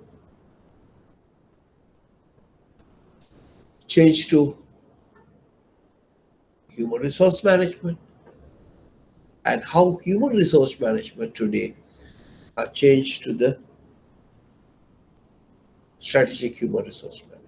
I think you understood very basics about human resource management. If you're doing a human resource management, you need to know all these things. Otherwise, you are not a competent competent people who knows about the HR aspects. We discuss what is the definitions of human resource management, meaning of each component, purpose, strategic goal, objectives, functions, how the human resource management evolve up to the strategic level, what are the changes took place, these hierarchical, these eras, all these things. Now let's look at it.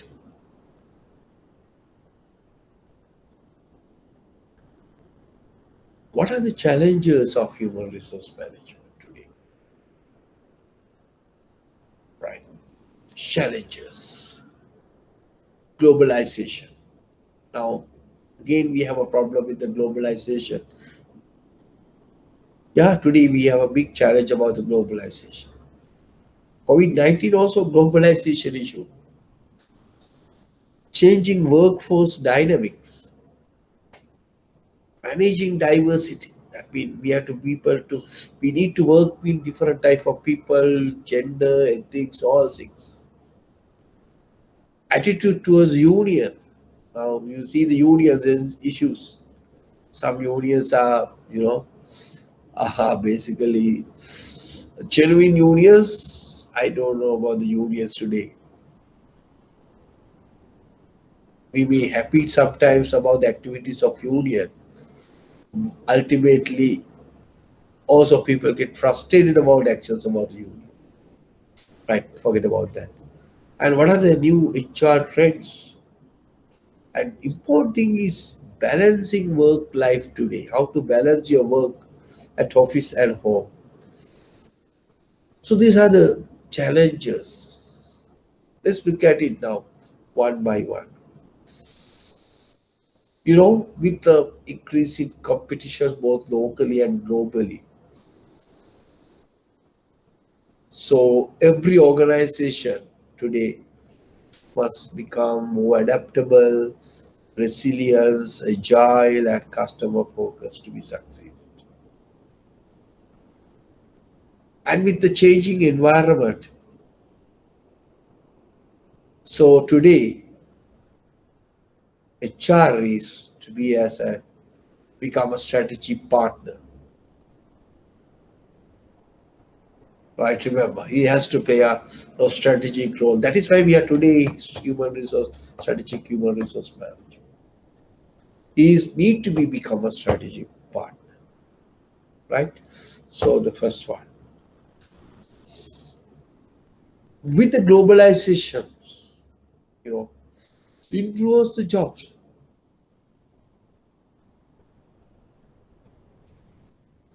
So the people in different geographies, cultures, legal environments, business conditions. So therefore, HR functions such as staffing, training, compensation, and the like have to be adjusted to take into account the different in global management. Now you see the globalization today. A lot of new techniques are coming. Evaluations, the recruitment, you see. Now in today's in the globalization. So you need to develop, we have a dashboard, some big companies like even like IT companies. So you have your own dashboard. You need to keep on add values to your position and your job. And they give you these are the parameters you need to work. Based on that, you add values. Right now, say for an example, this year you have value of 10 points. But you need to go next year to maybe points 12, 15 like that. They tell you what how to do to improve your value addition. What they say, if you are not achieve your 15 point what expected from the organization, you are not fitting to the do that job. You self judge, and otherwise you need to leave the organization. So HR functions also today. So therefore, must develop your people because of globalization. We need to work under different geographies, different cultures. You develop a person to do the job in anywhere in the world. So the globalization put you HRA people to bring that talent because globalization influenced the job. So it is HR guys for you to develop a people to meet the change of the globalization. Next one, changing workforce dynamics. As we enter the 21st century, and we have already entered, the workforce diversity has become an essential business concern. Now, say for an example, the age, the greatest assets, most companies are now on 2 feet of vehicles, talent for ragging. It's a challenge today to keep the people, talented people in the organization. So we know that in an organization, we are living in a five set of people from, you see, X generation, Y generation, Z generation, baby boomers. We are having a different people who are working with a different age. Their living pattern, their thinking patterns are different. More, if you think about more people in the X generation people and millennials, what you call the Y, and today we are calling the Z generation. People born in during certain age groups, their thinking patterns are different. So challenge of HRM, how to manage these different group of employees who belong to these X generation, Y generation, Z generation. Right. Next one, diversity.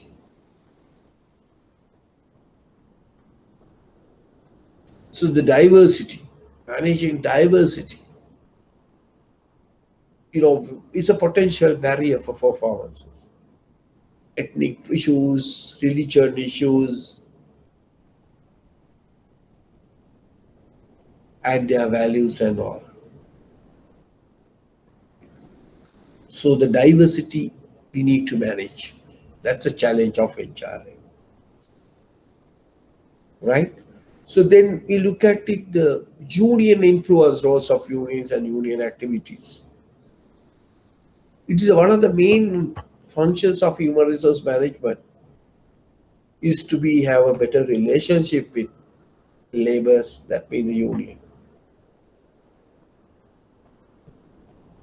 It facilitates to industrial fees. So one of the challenge, a lot of organizations today are unionized. We will discuss why people are unionized. What is the role of a union? What is the objective of a union? So what are the activities of a union? How it impact the productivity and the reputation of an organization, right?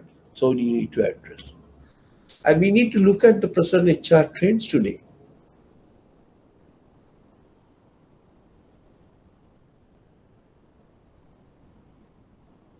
So business today are moving for globalization, increase in competition, diversify workforce, development of the technological innovation and change. Now you see, look at today, most of the HR department outsource. Now say for a famous supermarket chain in USA and UK, the HR department is located in India.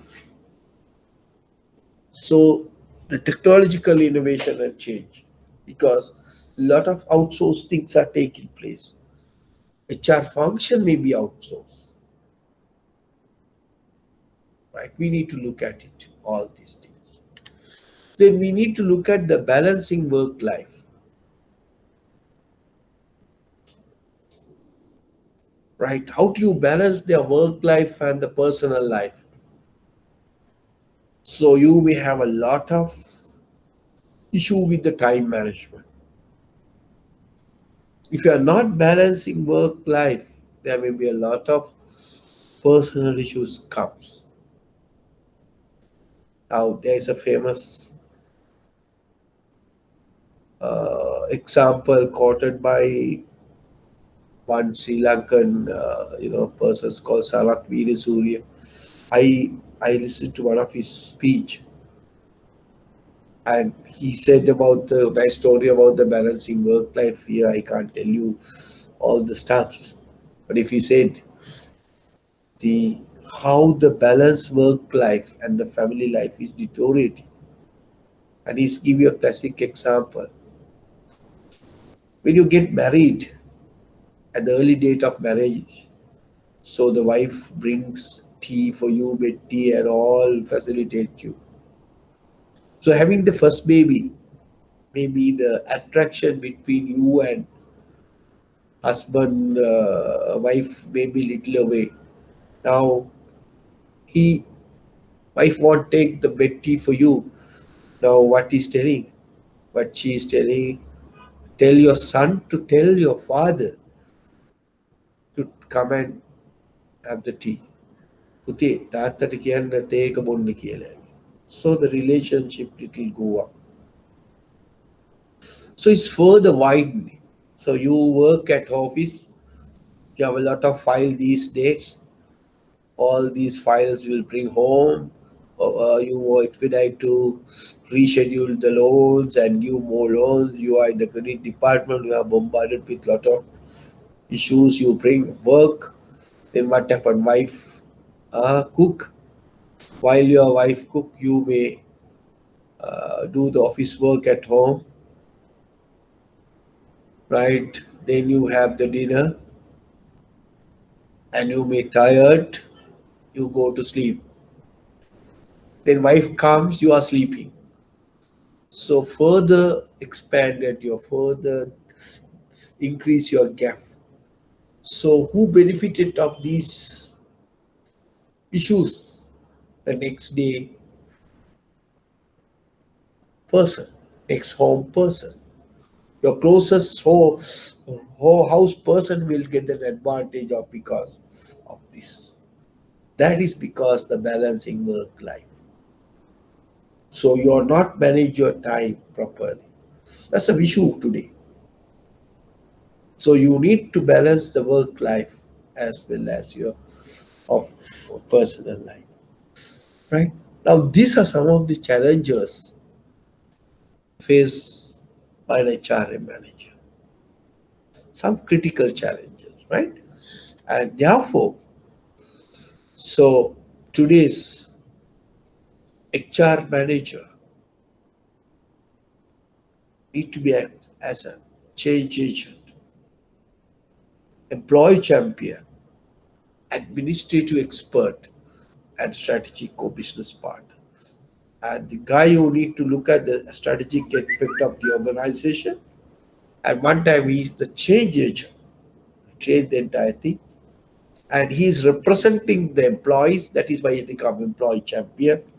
The moment the employee thought your HR guys are not support them, and they will not support you. So you become employee champion, the person who represent your employees. And also you need to have some sort of administrator, good administrator. Right. Now the role of a HR are now change or pivotal with all these more areas. Right? Okay, clear? Right. Now I think you learn about all these things. Now let's look at it. Some of the case studies emerge from case studies or research done by uh, Sri Lankan as well as the foreign people. Issues faced by to support that earlier one.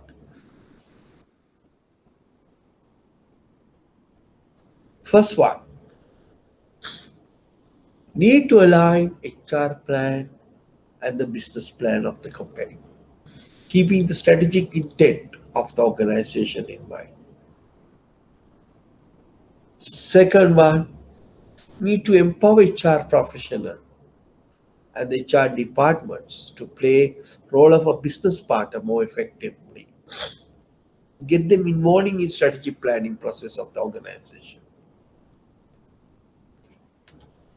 Need to modernize the HR architecture to reflect the future needs of the organization. Look at it. What extent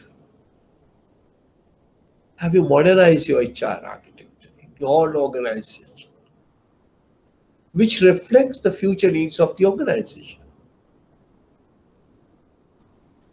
What extent you are geared to meet the changes, future requirement of the organization? And you need to bring the capacity as HR professionals. How many HR people, I'm just asking from you, in your bank,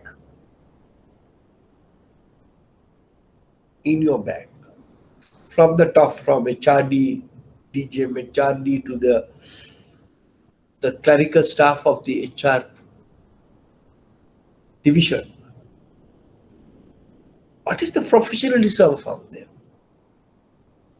Have we shown you all the professional approach to any HR issue? They have been more qualified with HR. Don't think only the HR DJ. Whoever who work in the HR department must have the capacity to act as an HR professional. Then only respect by others to you all. Others know. To what extent they are well aware about the business, not only the HR, business knowledge, the industry knowledge, the product knowledge, the operational know-how in the organization. Just because you are in the HR department, I don't know a professional. I don't know about the operational issues. I don't know about the strategic objective of the organization. That's the end of it. So you must have a knowledge about the business. What is taking place in the business environment? How many banks in Sri Lanka? What is the growth of this bank? Forget about you are in the HR. How can you contribute to the business plan if you don't know anything? And also remember, you need to bring up the line managers to handle HR related tasks. Example for performance evaluation more effectively. There will be a lot of issues on that because who evaluate you? Your line manager. So if you have not developed your capacity to evaluate your subordinates, there will be a lot of issues we call halo effect, central tendency effect, lenience effects, bias creeping to the skin,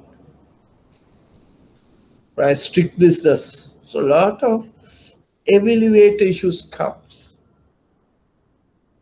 if you have not done your performance correctly. Right? It is not with the HR, right? How to evaluate your employees correctly. And especially these times, need to optimize utilizations of human resource in a time of recession, especially during this time. How you use the your employees' health as well as work. How you balance all these things. To what extent you use some HR innovations to handle the challenging task of HR. What is the new methodology you use to get new people to your organization? So these are the issues today. Top of that, what I explained to you earlier, emerge issues of HR. Right? Some of the things I have already explained to you about the global sense work. So these are some additional things. And these additional things quoted in specifically in Sri Lanka, right? It's Sri Lanka. Some of the HR gurus in Sri Lanka, like Professor Ajanta and Professor Opata and Professor Sudatta. So what they have done some case studies. They have done some research and these are the findings I have confined and forwarded to you, specific to Sri Lankan context, right? So I think now you know what are the issues faced by HR. Okay, right. Having understood that, right. Okay, so let me see whether you understood or not, right? Okay, right. I hope you understood what I explained to you, right? Okay, let me go for break and come back to do some of the activities. of job design. Okay, now we are going to discuss some of the functions of human resource management. Some of the functions of human resource management. Right, we'll discuss this one and go for break, right? The first one is job design. It's a job design, right?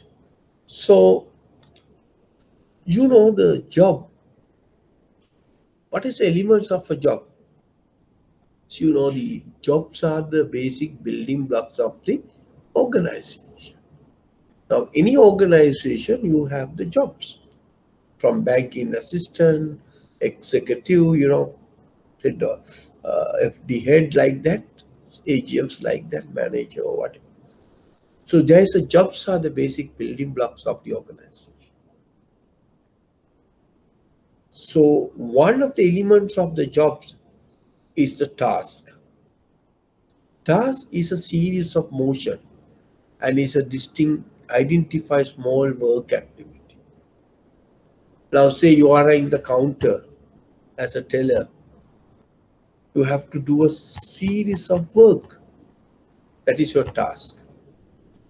Now, series of tasks basically, and is become a duty. Now, say for an example, I'll just give you an example. Say you are a car teller. Now, what you need, you have a different task. What are the tasks? You need to accept money for deposit. You may give withdraw when the customer comes for withdraw. You give the money, right? You have to balance your cash box every time. That is the one activity is your task. Then collect the money, give the money. So you may do a series of tasks while you're working. And then it's become a duty. Series of tasks become a duty. And obligation to perform the entrusted task and a duty successfully, it is your responsibility. Now you have to provide a better service when the customer comes. You have to give the correct money. You have to enter the system the correct amount. All things are your responsibility. So, obligation to perform the entrusted task and duties successfully is called the responsibility. So, therefore, your job can be defined therefore as a functions of arranging tasks, duties, and responsibilities into an organization unit of work for the purpose of accomplishing the primary goals and objective of the organization. So you need to play a role to support the achievement of organization goals. In as a banking assistant, is what how you contributing? Providing a better customer service, prompt service. That will improve the business, right? Okay. So therefore, as I explained to you, jobs are basic building blocks of the organization. Job is usually consist of three main components. That is the task, duty, and responsibility. You know what is task, right? Now, take for example, Jivan Giva is a job of a university lecturer. So, what is his task? Asking questions from the students, giving answers for the questions raised by the students, preparing lecture slides. Now, think about myself. Say, I am the IBSL lecturer. What is my task? Asking question from the students. Yes, I'll ask, but no question asked from you. But I have to ask. Give me the answers for the question. At least, okay, at least preparing a lecture slides. And my duty, delivering a lecture. Right? That is my job design. That is my job as a university lecturer or IBSL lecturer, right? Okay, so how this job design and its direct impact for the business, right? It's because the way the job is designed, it improves the employee efficiency. It improves the employee efficiency, and it also improves the employee productivity, employee satisfaction, employee training and development need, and employee health. You see, the job design that contains the tools and the techniques surrounding of the work relationship to one job to other jobs will facilitate all these factors. So therefore, remember, job design, so what you call the significant of job design, it has a direct impact of all these things. Sometimes we call the importance of job design. Okay, that is called job design impact or importance. You see, if you are not properly design your job, it will impact all these employees issues. Right, let's look at this now. What are the techniques of job design? How to design a job? Now, if we put it first one, so some of the things you already learned today in the morning, right? Some of the things I'm going to explain. Now, first one is scientific technique. Now, I think we learn uh, who is the father of scientific management. We call him as Winston Taylor. Now, he developed the concept. That's the concept we are using to design a job. Techniques derived from the scientific management. Now, basic objective of this technique is to maximize the organizational productivity by maximizing employee efficiency and effectiveness, maximizing output by reducing time, effort, and expenditure required to perform a particular task. Now, good example here is an assembly line. Think about garment industry. Some people are only cutting, some people are switching only collar, some people are something. Same way still today, Toyota company, car companies are using the scientific techniques.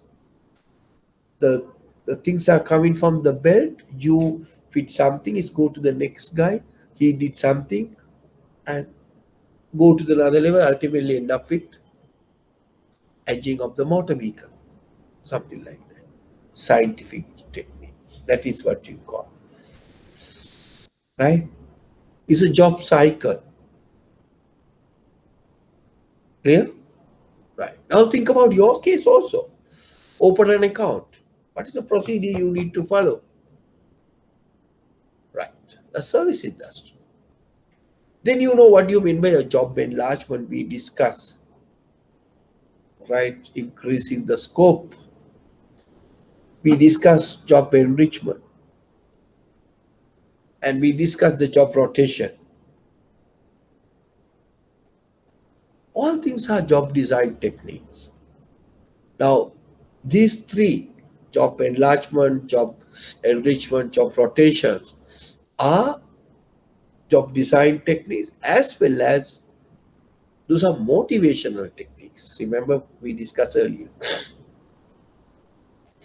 Now, we discuss what do you mean by a professional technique. So that means you designing a job according to a certain aspect of profession is professional technique. How to open the heart. So the group techniques, job is designed so that the group of individuals can perform it.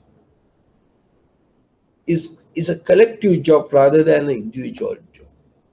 There are so many people together to need the job. So these are the some of the job techniques. We now know what is job design, why it is important, what are the techniques available for you to develop jobs, things like that, right? Okay, so then there may be elements of job design, but don't worry about that. So that is more than enough.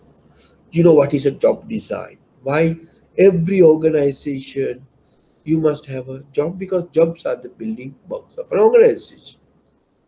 So job need to be designed. Sometimes you need to be redesign your job what you have already done. So that is why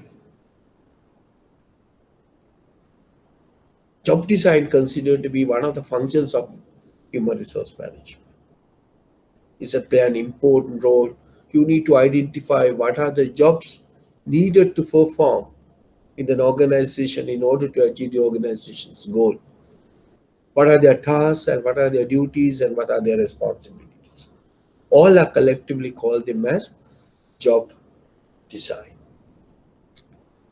Okay, so with this break, I'll go for break and then come back. Now it's 11 o'clock. We may be back again 11, 20, 25. And when we proceed from the balance work, that is job analysis and things like that. Okay, so we'll have a break for 20-25 minutes maximum up, and we will continue from there. Okay, so we'll have a break, come back, and we discuss the balance part of HR. We start now. So what the next functions, what we are going to discuss about the job analysis, right? Now, what is job analysis? Actually, it is a systematic investigations of jobs and a job holder characteristics in order to create a collections of information that can be used for perform various HRM functions. Now, the job analysis, basically what we are searching, we are going to investigate the job and the job holder characteristics. What are the functions of a job and who is going to do that job? That is called jobs and the job holder characteristics. It is a systematic way of, it is a systematic investigations of jobs and job holder characteristics in order to create a collections of information that can be used to perform various HRM functions. Now, it involves collecting, organizing, recording information with regard to job available within the organization. Right? Now, it deals with studying and understanding the each job and the ideal person need to perform the job successfully. Now, in large organization, you may have a job analyst. Now, so job analysis may usually carried out this job analysis job. Right now, what is job analysis? Systematic investigations of job and a job holder characteristics in order to create a collections of information that can be used to perform a particular job. Now, in the job analysis job, uh, we are focusing on the job as well as the ideal job holder. So therefore, the end result, so the byproduct of job analysis, we call them as job description and a job specification. So that's a very famous thing. Now, now let's look at it. What is the importance and the uses of job analysis? Like earlier we discussed what is the importance of job design. Likewise, what is the importance and uses of job analysis? Now, job analysis facilitate, you see, for recruiting purposes, selection, appraisal, conducting training programs, deciding the pay, eliminating risk, reorganization, organization structure. So, so therefore, remember, so multifaceted nature of the job analysis. It facilitates for a lot of other activities of functions, other activities of job, uh, other activities of HR functions. Right now, you look at it. We mentioned that the two output of job analysis is what you call job descriptions and job specification. So simply, job description means the list of job duties, the responsibilities, reporting relationship, working conditions, and supervisory responsibilities and things like that. Job specification is a human requirements, experiences, education, level of skill you require, personality, and so on. Right now, job description, remember, it will is a written statement of duty, responsibilities, and activities. Now, this is an sort of a legal document. Now, every bank must have a job description. The central bank come and inspect you. Usually, they may look at it whether your organization have a proper descriptions. So job description, as I explained to you earlier, will tell you about the certain important aspects of an organization. Right now, um, so the again, if you look at the job description, uh, if you put in job description, as I explained to you, content, purpose, to whom you are going to reporting and all. Second one is the what you call the job specification. Um, it is a profile of the type of a person to do the job.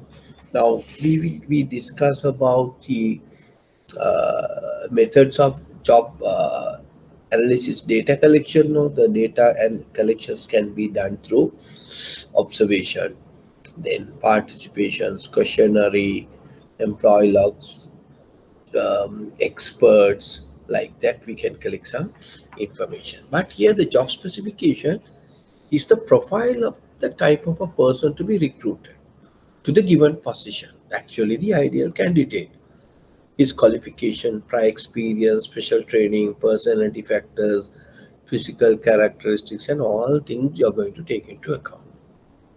Right now, remember, uh, job descriptions and job specification. So, therefore, basically, are the output of a job analysis. Now today is a Sunday. No? Now, if you really look at it today, Sunday Times or Sunday Observer, if you go to the job opportunity page, you look at it, any job. So, what is in the job advertisement talk about? Any job advertisements is talk about job descriptions and job specification, nothing else. Right? They give you the job, say for example, ABC Bank, and they talk about the job description. As a banking assistant, what are the things you need to do? And then the down they talk about the what is the salary and all. In order to perform that particular job, the job specifications talk about the required qualification, maybe A level with three passes. Then you say banking qualifications and added advantage like that, right? So therefore, the job analysis is a systematic investigations of job and a job holder, right? So job analysis provide various importance or advantages to the organization to perform other various functions of the HR. So the job descriptions talk about the job specifications talk about the person, right?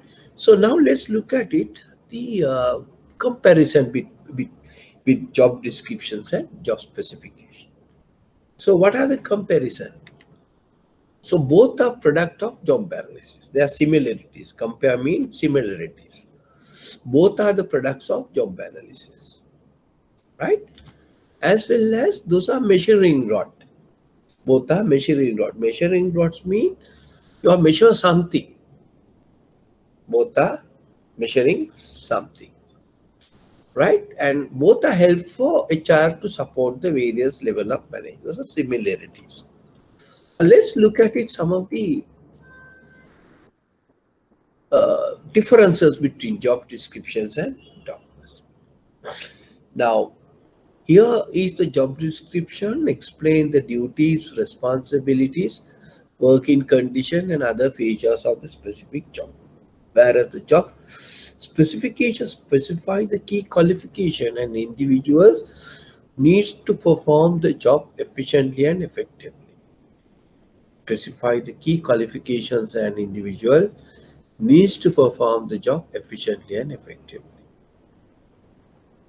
So the job description measure the job, whereas the job specification measure the person. Here the profile of the job characteristics of the job description.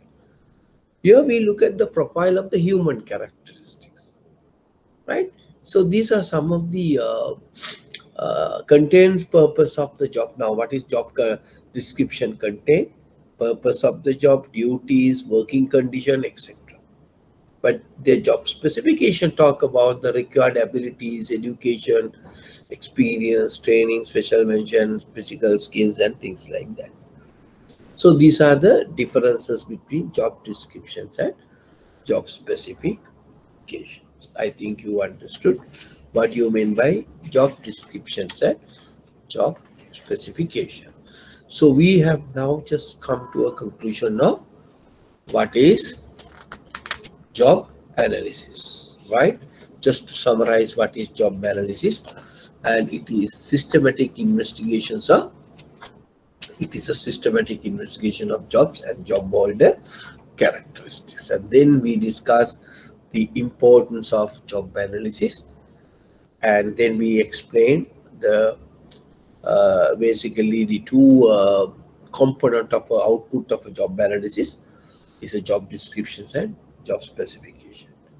And then we discuss what is job description and what is job specification. And also we compare and contrast both job description and job specification. So the next part, so therefore we are moving to the third functions of human resource management activity is called human resource planning. Now, why we need to plan? People in an organization, bank, we take the bank. You may, some people are leave the organization for better jobs. Some people are retired after achieving their retirement age. Some people are migrating. Some people are terminated. Some people are resigned, whatever the reason. So you need the requirement of human. And also due to some strategic reasons, I explained to you earlier. So you open new branches, you come up with new production lines, you more enter into the new business. So you need people for that. So therefore the human resource planning, it is a process. I'm always telling you process means series of activities. So therefore, human resource planning is the process of determining the future employee needs. HRP is the process of determining the future employee needs and deciding steps or strategies to achieve those needs for the purpose of accomplishing organization's goals and objectives. Now, remember one thing, everything we do in HR for any other thing for achievement of organization's goals and objectives. In this sense, we are telling how human resource should be planned,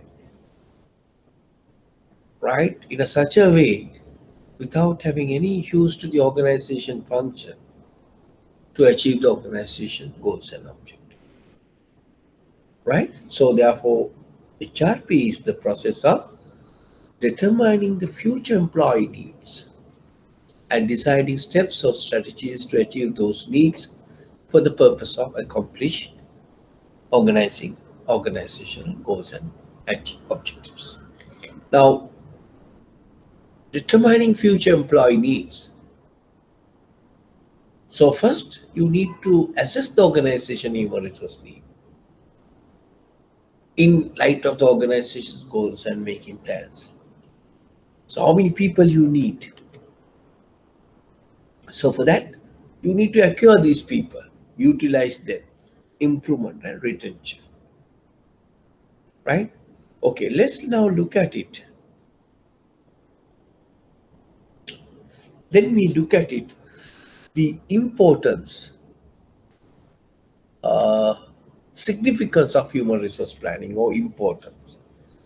Now, first important is to determine future employee needs, employee demand, and also to find out or utilize those important resources presently you are having to make use of efficiently and effectively. And also remember to employ cost. If you have more employees, so it's a cost. If you have a shortage, also a cost. Why? Because we are losing some business opportunities. And human resource planning also will facilitate to develop highly competent managerial and professional employees. Now itself you develop and it facilitate to formulate and implement strategic plans. Right? It's a vital plan. Okay, these are some significant of human resource plan.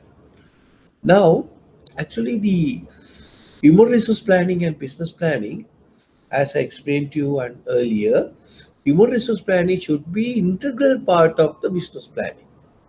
That is how the human resource management involving in strategic planning.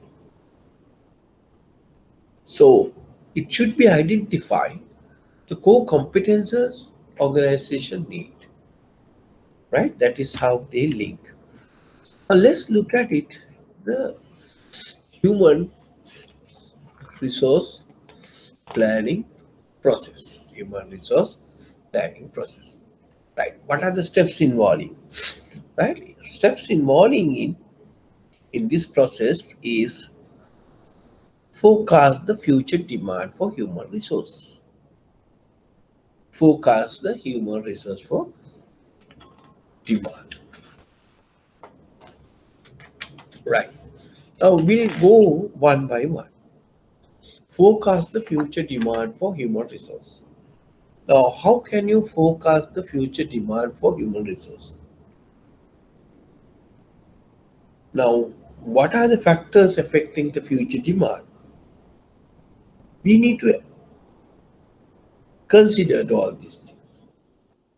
One factor is, as I explained to you, the retirement. Some people may retire. Some people may resign. Some people may due to death.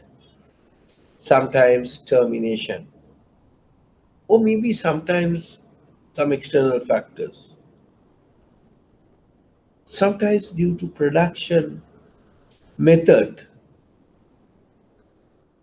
maybe based on your goals and strategic plan of the organization.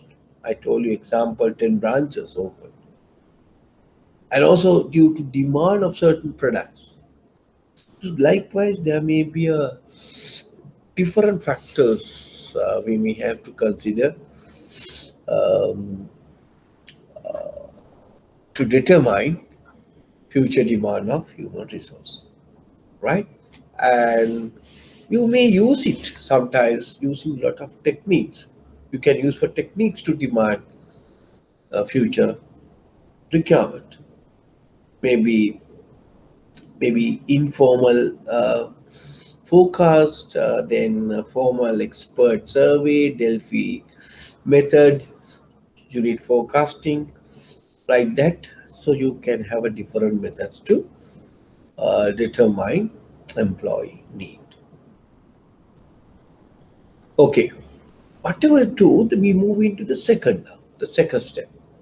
That is the estimate of HR supply. Now we have identified the how many people you need. So then you get it how many people are available. Now there are two sources of supply. There are two sources of supply. One is internal as well as external. Now the internal supply consists of current employees, right? Uh, who can promoted, who can transferred, who can demote or meet forecasters' needs, right? Other factor is the external supply. That means you are getting people from a labor market.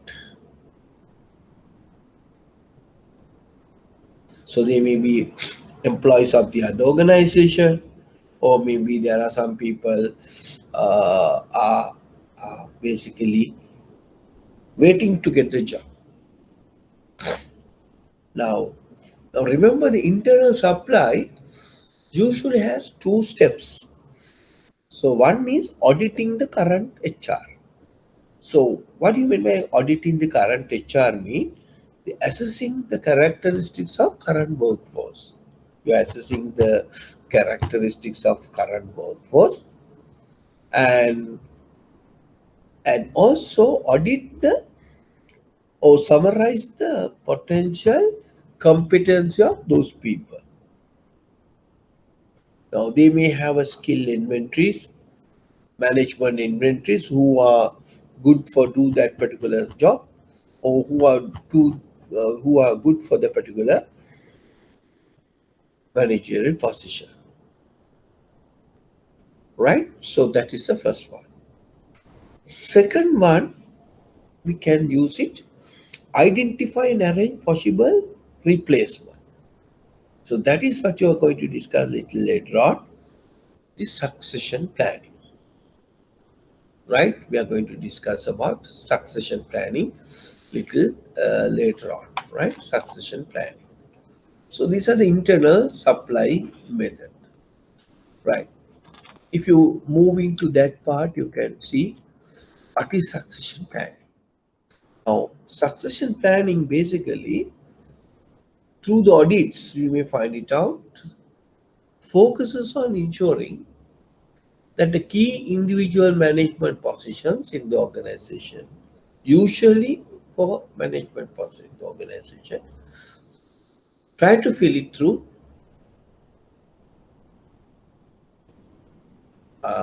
and through these critical positions.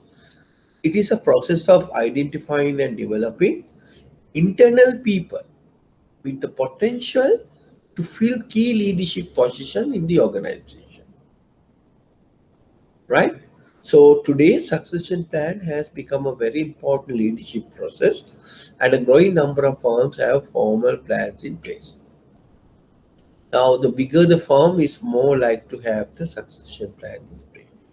Now according to the Sri Lanka uh, Central Bank of Sri Lanka, Every bank must prepare a succession plan. It is a mandatory plan. Now, say some banks in Sri Lanka, like commercial, and so they have now itself identified who is going to be the next CEO of the organization, right? Okay, because but it's remember it is a very sensitive plan to be prepared, right? But it if done is properly, it's a very good plan. Now the succession plan may be short term, medium term, and a long term. Depend on the requirement of the HRP, human resource planning. There are some times you need today. It's a short term plan. Maybe another 2 years, 5 years time.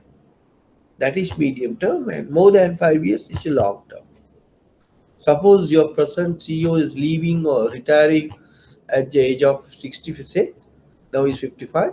So you now it's a plan to find out a suitable CEO in the next 5 years after that. So that's a long-term succession plan, likewise.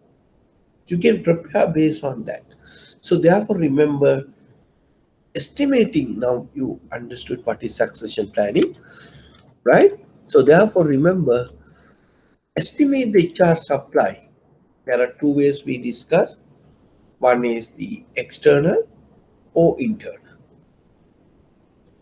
Internal you can do through auditing HR audits as well as through succession plan, right?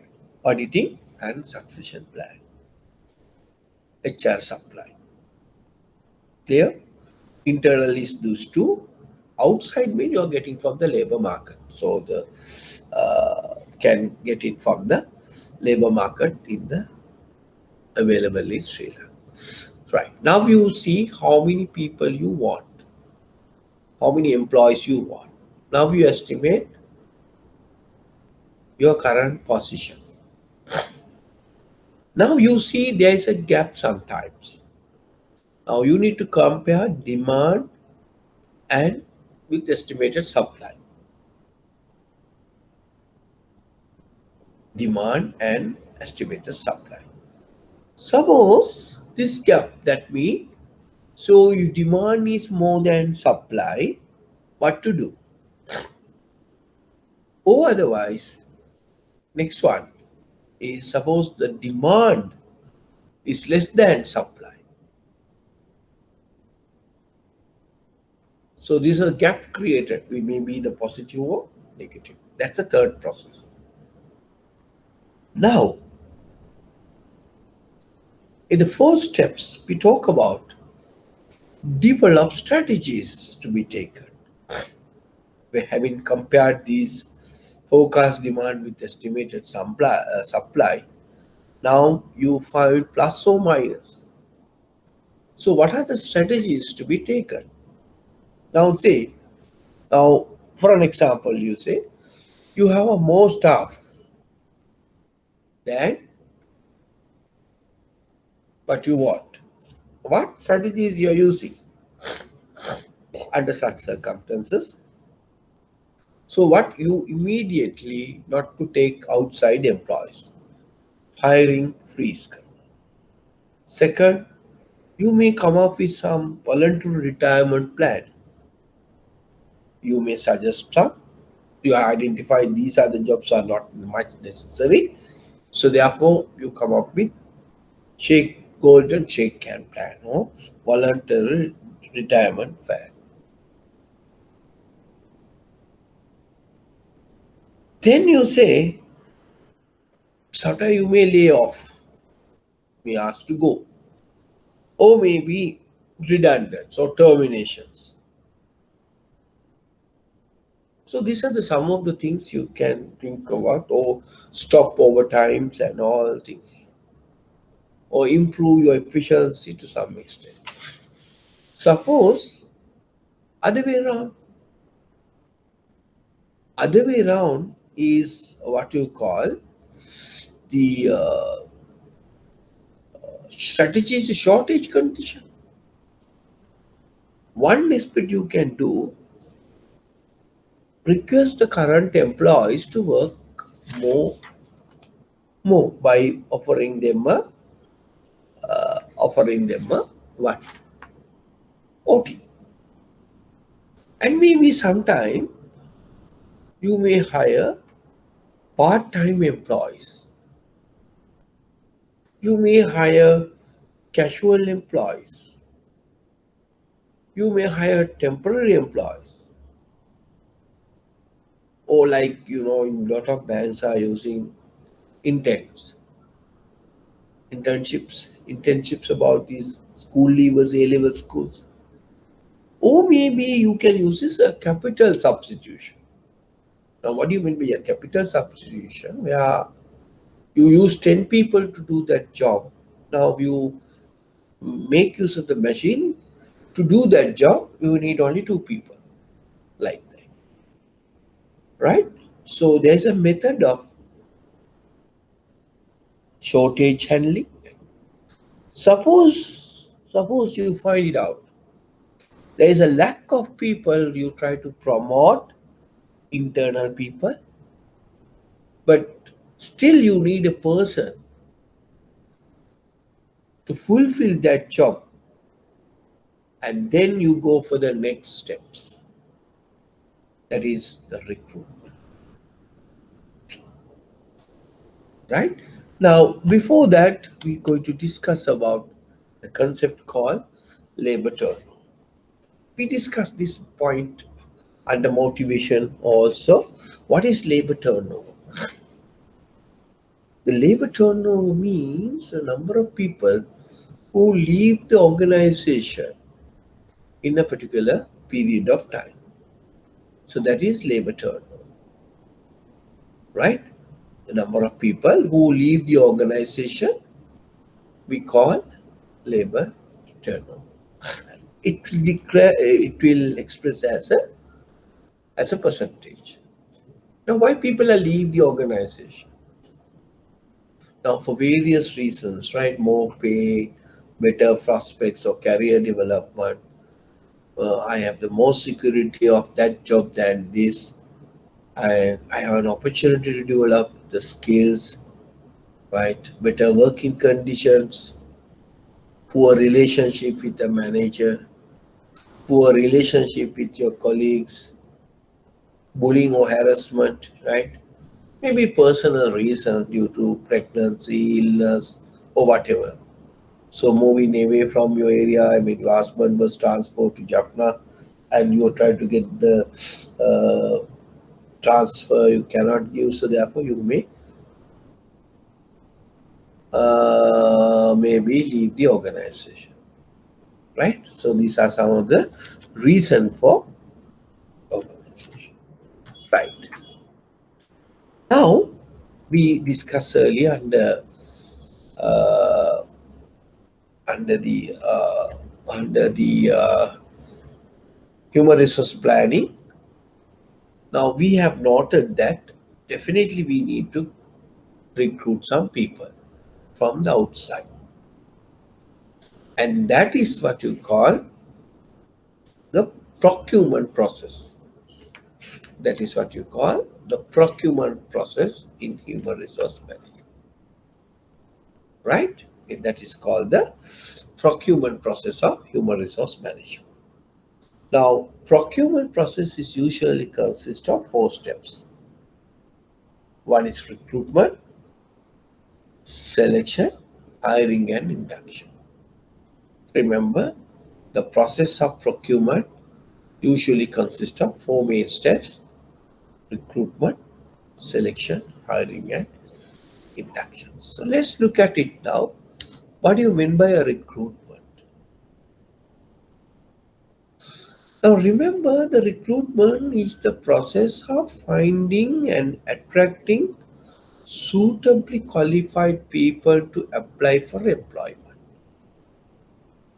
Now, most of the time, I'll explain to you, recruitment is not taken to the organization.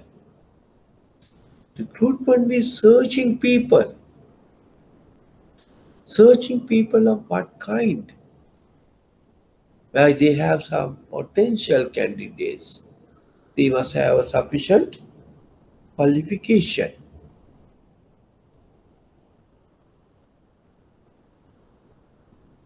right? And that is what you call recruit. Searching people, suitably qualified people to apply for employment.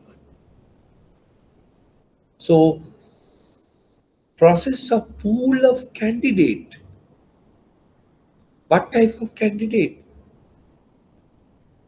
Qualified pool of candidate to fill that particular job. It's called the recruit, right? What are the purposes of the recruitment of importance? Purposes, you can say. So it is a duty of increase the size of the applicant pool at minimum cost. What do you mean by that? So as an HR function, now you need to collect talented pool of candidate, but reduce cost. Now, how can you reduce the cost now? Today, you can make use of the IT, internet, right? So, lot of IT solutions are available today, or you can advertise the particular job very cost effectively. Why? So, your job, the main objective, increase the size of talented applicant pool, but reduce cost. For that, you can use IT. Otherwise, put and press advertisement, paper advertisement, right, is a very much costly, right? So then, so you need to identify, prepare potential job applicants. You can list down these are the qualified people. So having a better recruitment, the success rate of selection increase. Why? You are selecting qualified, equally good set of people. So the moment you did it, so turnover of new hires is very much less, right?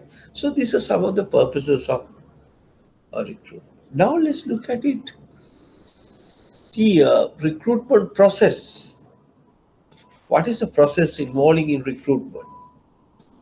Right? First, we look at it, the recruitment process. First, you need to identify the job vacancies. Now, what makes you to facilitate you to identify job vacancies? How you identify your job vacancies? What is the functions of HR facilitate that? That is human resource planning. Right? Human resource planning tells you we need 10 people. Or maybe specific request by the management. You identify there's a job vacancy. Now, what side of job? Ascertain the job requirement. How we ascertain the job requirement? We may facilitate another important function where what we have learned. What is that? Job analysis. So we talk about what is the job and what is the characteristics of job holder. Ascertain the job requirement. The third steps involving in recruitment process, consider factors affecting the recruitment. So what is the method you are going to use it? Whether it as an organization policy, you need to look at it, whether you look at internally, that's the organization policy, or go for internal or external. Or what is the cost? How much you're going to spend for money for recruitment process? and how quickly you want, what is the time you need that job filled. Based on the factors about the policy and the cost and the time, so we prepare now job application. Now the job application can be some organization, there's some standard job, or you can prepare yourself. It's given chance. Some people, now I know certain banks like DFCC, they have a standard form for particular job categories. So they was requested to send from that standard. Now why is that? Why is standard? Why banks, some banks are giving standard job application form? That is, you can shortlist it. Once you're going to shortlist it, it's very easy to compare because there's a standard of methods.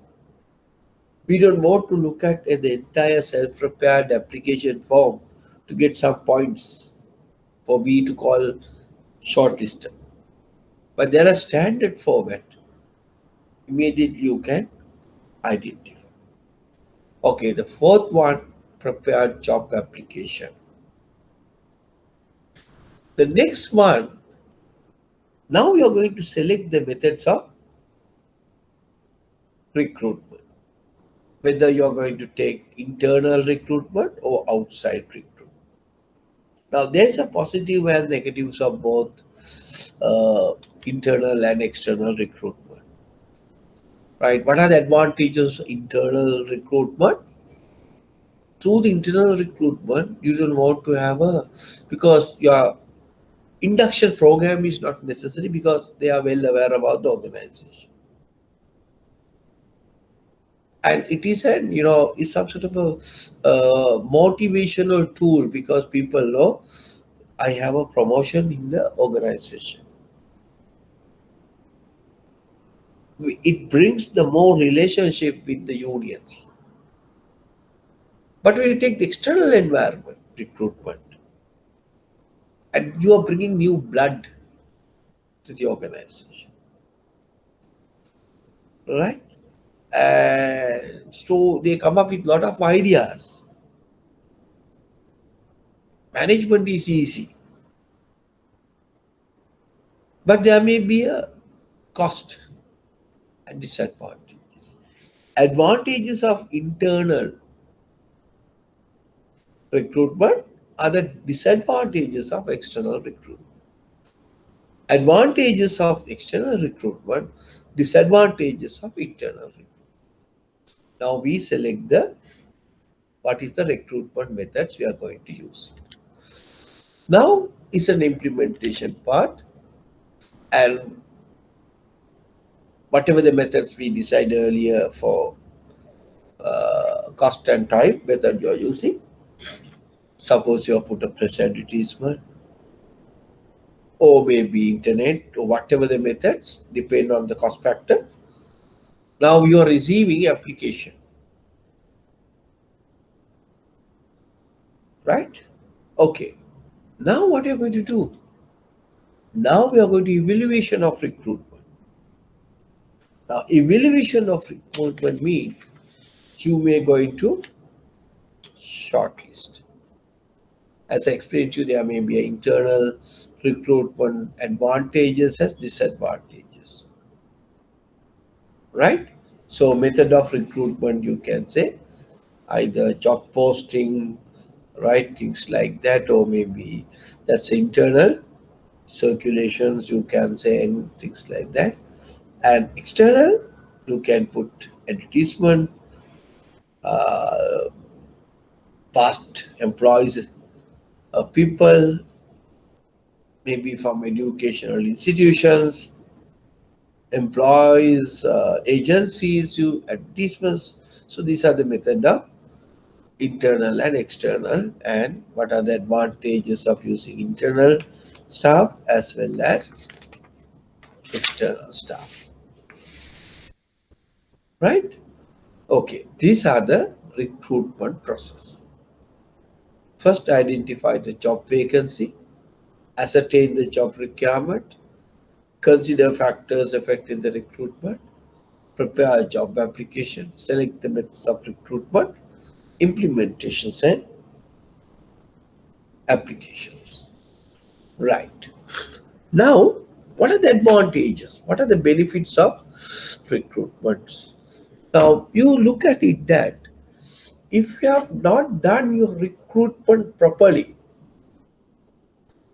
if you have not done your recruitment properly, it will impact the selection process. Why? Now, selection mean we are going to discuss later on. So we are going to select the best out of best. If your recruitment is not good, you cannot select the best out of best. So in order to have a selection, you must have a better recruit, right? And in order for you to do the recruitment, first you will identify number of employees who give that facility, the functions of HR planning. HR planning identify the people you need. And job analysis tells you what are the job descriptions and job specification for that particular job. And also the reward management where we are going to discuss later on. Deciding competitive salaries, wage incentives and all is benefited for collect talented pool of candidates. Now they are aware. So what is the rates and what are the salaries, what is the benefits they are going to get it. Right? So all these other functions of HR like HR planning, job analysis, reward management will facilitate to have a better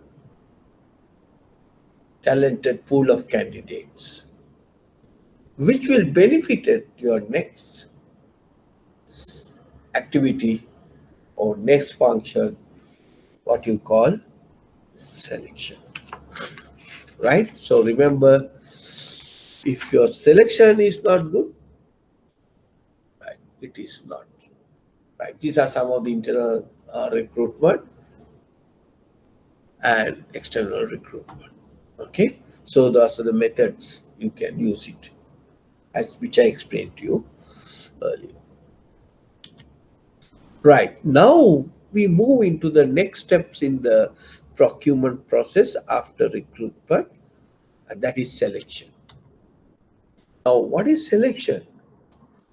Process of finding the most appropriate or most suitable candidates to filling the vacancy or vacancies out of the pool of candidates. So most of the organization, most of the students get confused. The difference between between recruitment and selection. Right? Now you know what is selection, right? And select the best out of best. Right? So selection therefore is aim at choosing the best person for the job from the field of candidate sources via recruitment. Right? Okay. So whatever you do, any selection process need to be ensure certain things. The reliability, the validity, fairness, and cost effectiveness. These are the important things in a selection. Right? It should be reliable to give consistent results, validity, a predictor for future performances, fairness, selection in a non-discriminatory way, cost effective mean time and the money. So good selection process, therefore, remember, ensure that the reliability, validity, fairness, and the cost effectiveness. So it's ensure all these points. Any selection process ensure reliability, validity, fairness, cost effectiveness. Right? Okay. Post selection is not good if your recruitment is not done correctly. Now remember, what are the objectives of selection? Simple, no? What is the objective of selection? Get the right person to the job.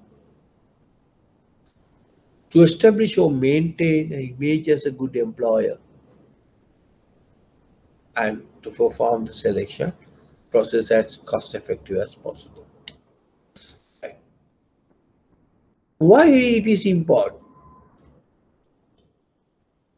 Some reasons for that.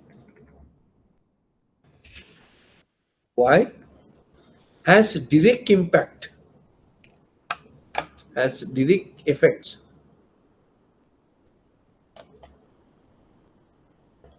The quality of employees is depend on how you select the employees. Because if you are not select the quality employees, job performance not happen, proper job. And cost incurred for inductions and training of the wrong employee will go away because no point because he's not competent enough.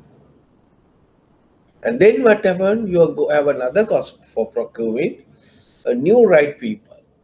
Process has to go through again. And also there may be harming the thoughts of some existing employees. අපිව ගන්න නැතුව වෙන එකෙක් ගන්න ගියා පේනව නේද like that. Right? So some of the points, importance points you need to take into account for selection. So let's look at it. What are the steps involving in selection process? Now you know what is the first one. You set up a set of application. You are screening of application, or sometimes you may shortlisted. That is why you are benefited by giving a standard format of application. So very easy for screening, shortlisted. Then you may conduct a different type of techniques to select the people. You can do a test. You can have interviews. You can have a reference checks. Also some medical examination. Right? What are the tests you are using? You can use this intelligence or cognitive ability test. You can may use some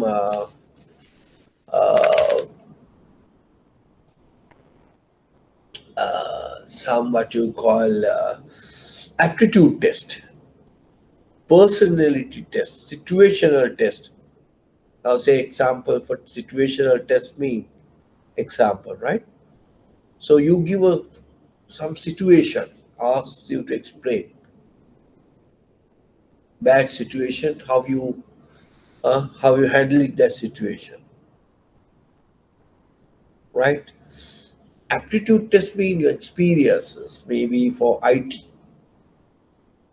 some program, some computer, take out some parts to fill it and all sort of thing. Software knowledge, engineering knowledge. So you may carry out some interviews also. Different type of interviews. In-depth interviews, panel interviews, one-to-one interviews, unstructured interviews, structured interviews, like that. One-to-one interviews, group interviews. Now it depends on the type of the job. Suppose for banking assistant, you may have a panel interview. 2-3 panels may have interviews.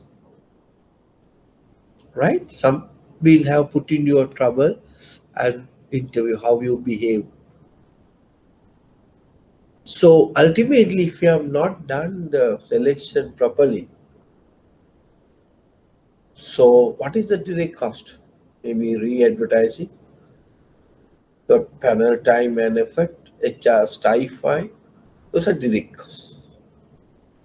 But hidden cost, lost productivity because you are not full that vacancy, so that job is not done. So maybe lost productivity.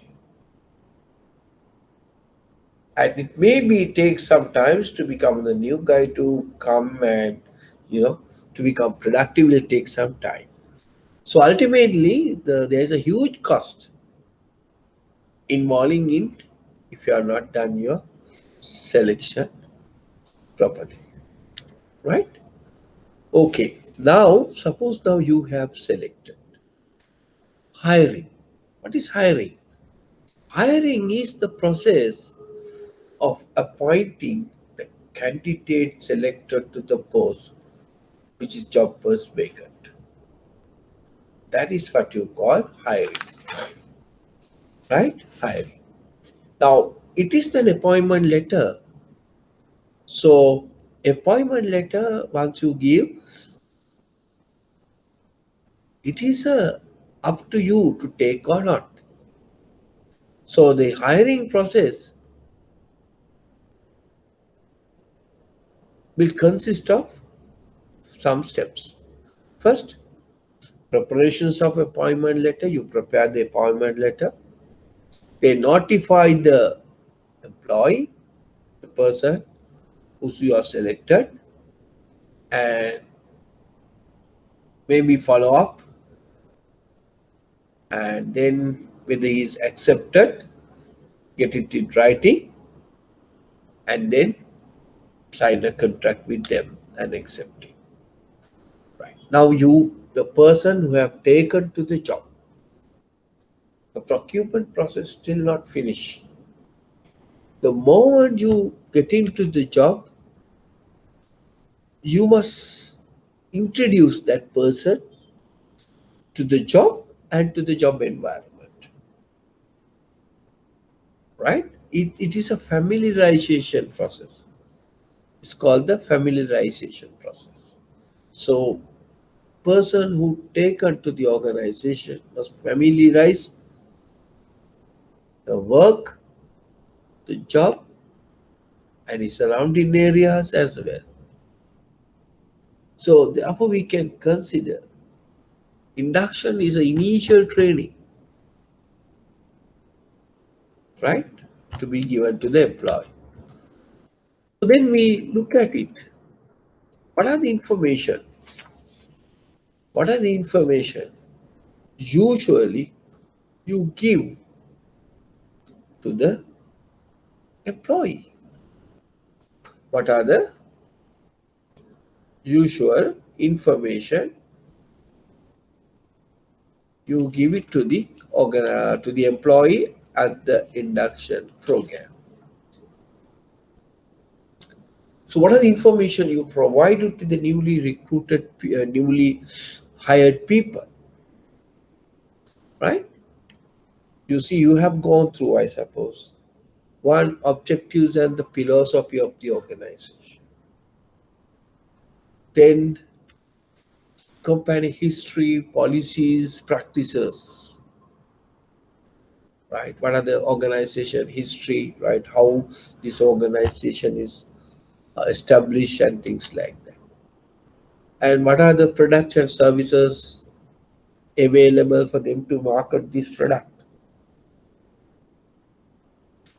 Then what are the company plans and facilities? What is their strategic plan? And what is the organizational structure? How many branches? What is the organization chairman, board of directors, like that? And also tells about the employee's responsibility towards the company.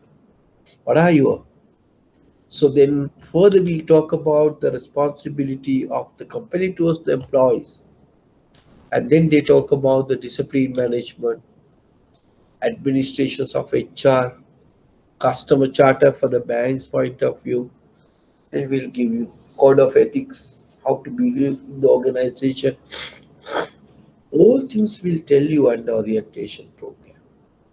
These are the information provided that should cover in the orientation program. So what are the benefits of induction program? Right? So,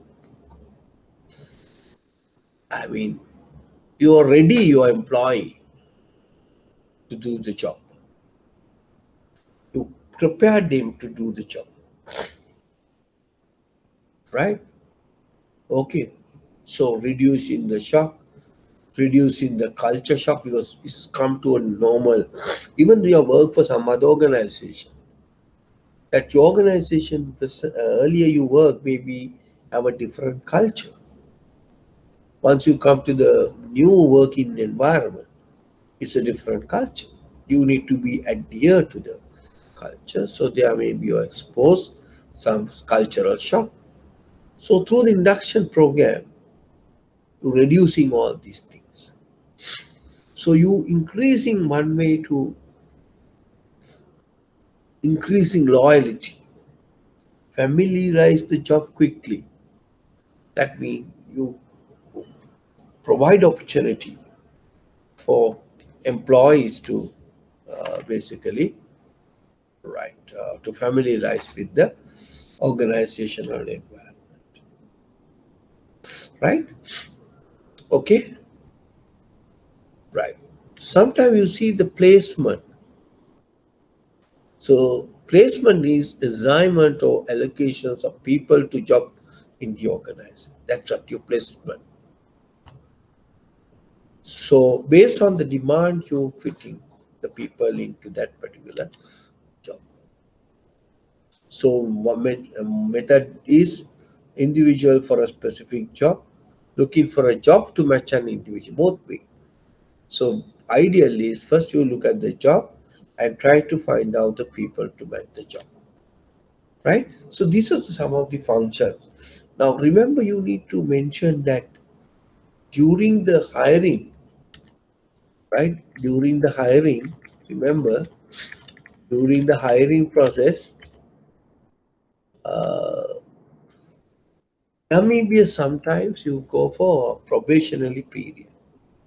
Probationary period is a certain period of time during which a new employee who hired for a permanent post work for an organization. Now, during this period, remember, the new employee will have to prove his or she's capability of the performing the job successfully. Then only that the management will take to decisions to confirm the position. It can be extended, but suppose you may not happy, it can be extended. Now remember, until confirmation, that's the important thing. Until confirmation, a new employee who is on probation is not a legally permanent employee. That's important. So that is why people, uh, right? That is why people are little worried because of the probationary period. Right? During that period, either employer or employee can take the decision, can leave the organization. Some banks today enter into a agreement. I know certain banks, they said if you want to leave the organization during your training period or maybe probationary period, you have to pay 50,000 to the organization because some money you have already incurred to go into that position. Right? So therefore, some banks are today charge around 50,000 rupees if you want to leave the organization during the probationary period. Now, that is the important thing, this probationary period. Try to make it short as possible Some banks it open up to 3 years, some bank to 2 years, 1 year, like that. Some are 6 months. But today most banks are maybe 2 to 3 years. So during that time, usually the employees work hard because they want to make permanent. Why? Because till such time you not considered as a permanent employee of the organization. So therefore, probational periods play an important role, right? So we stop today from this point, and the next week we may continue to do training and development, right? And then we may go for job evaluation, training and development, very vast area. Then we may go for uh, job evaluation. I'm not going to touch on performance evaluation that we have done, right? Then reward management we are going to touch, and then we are going to discuss about the health and safety.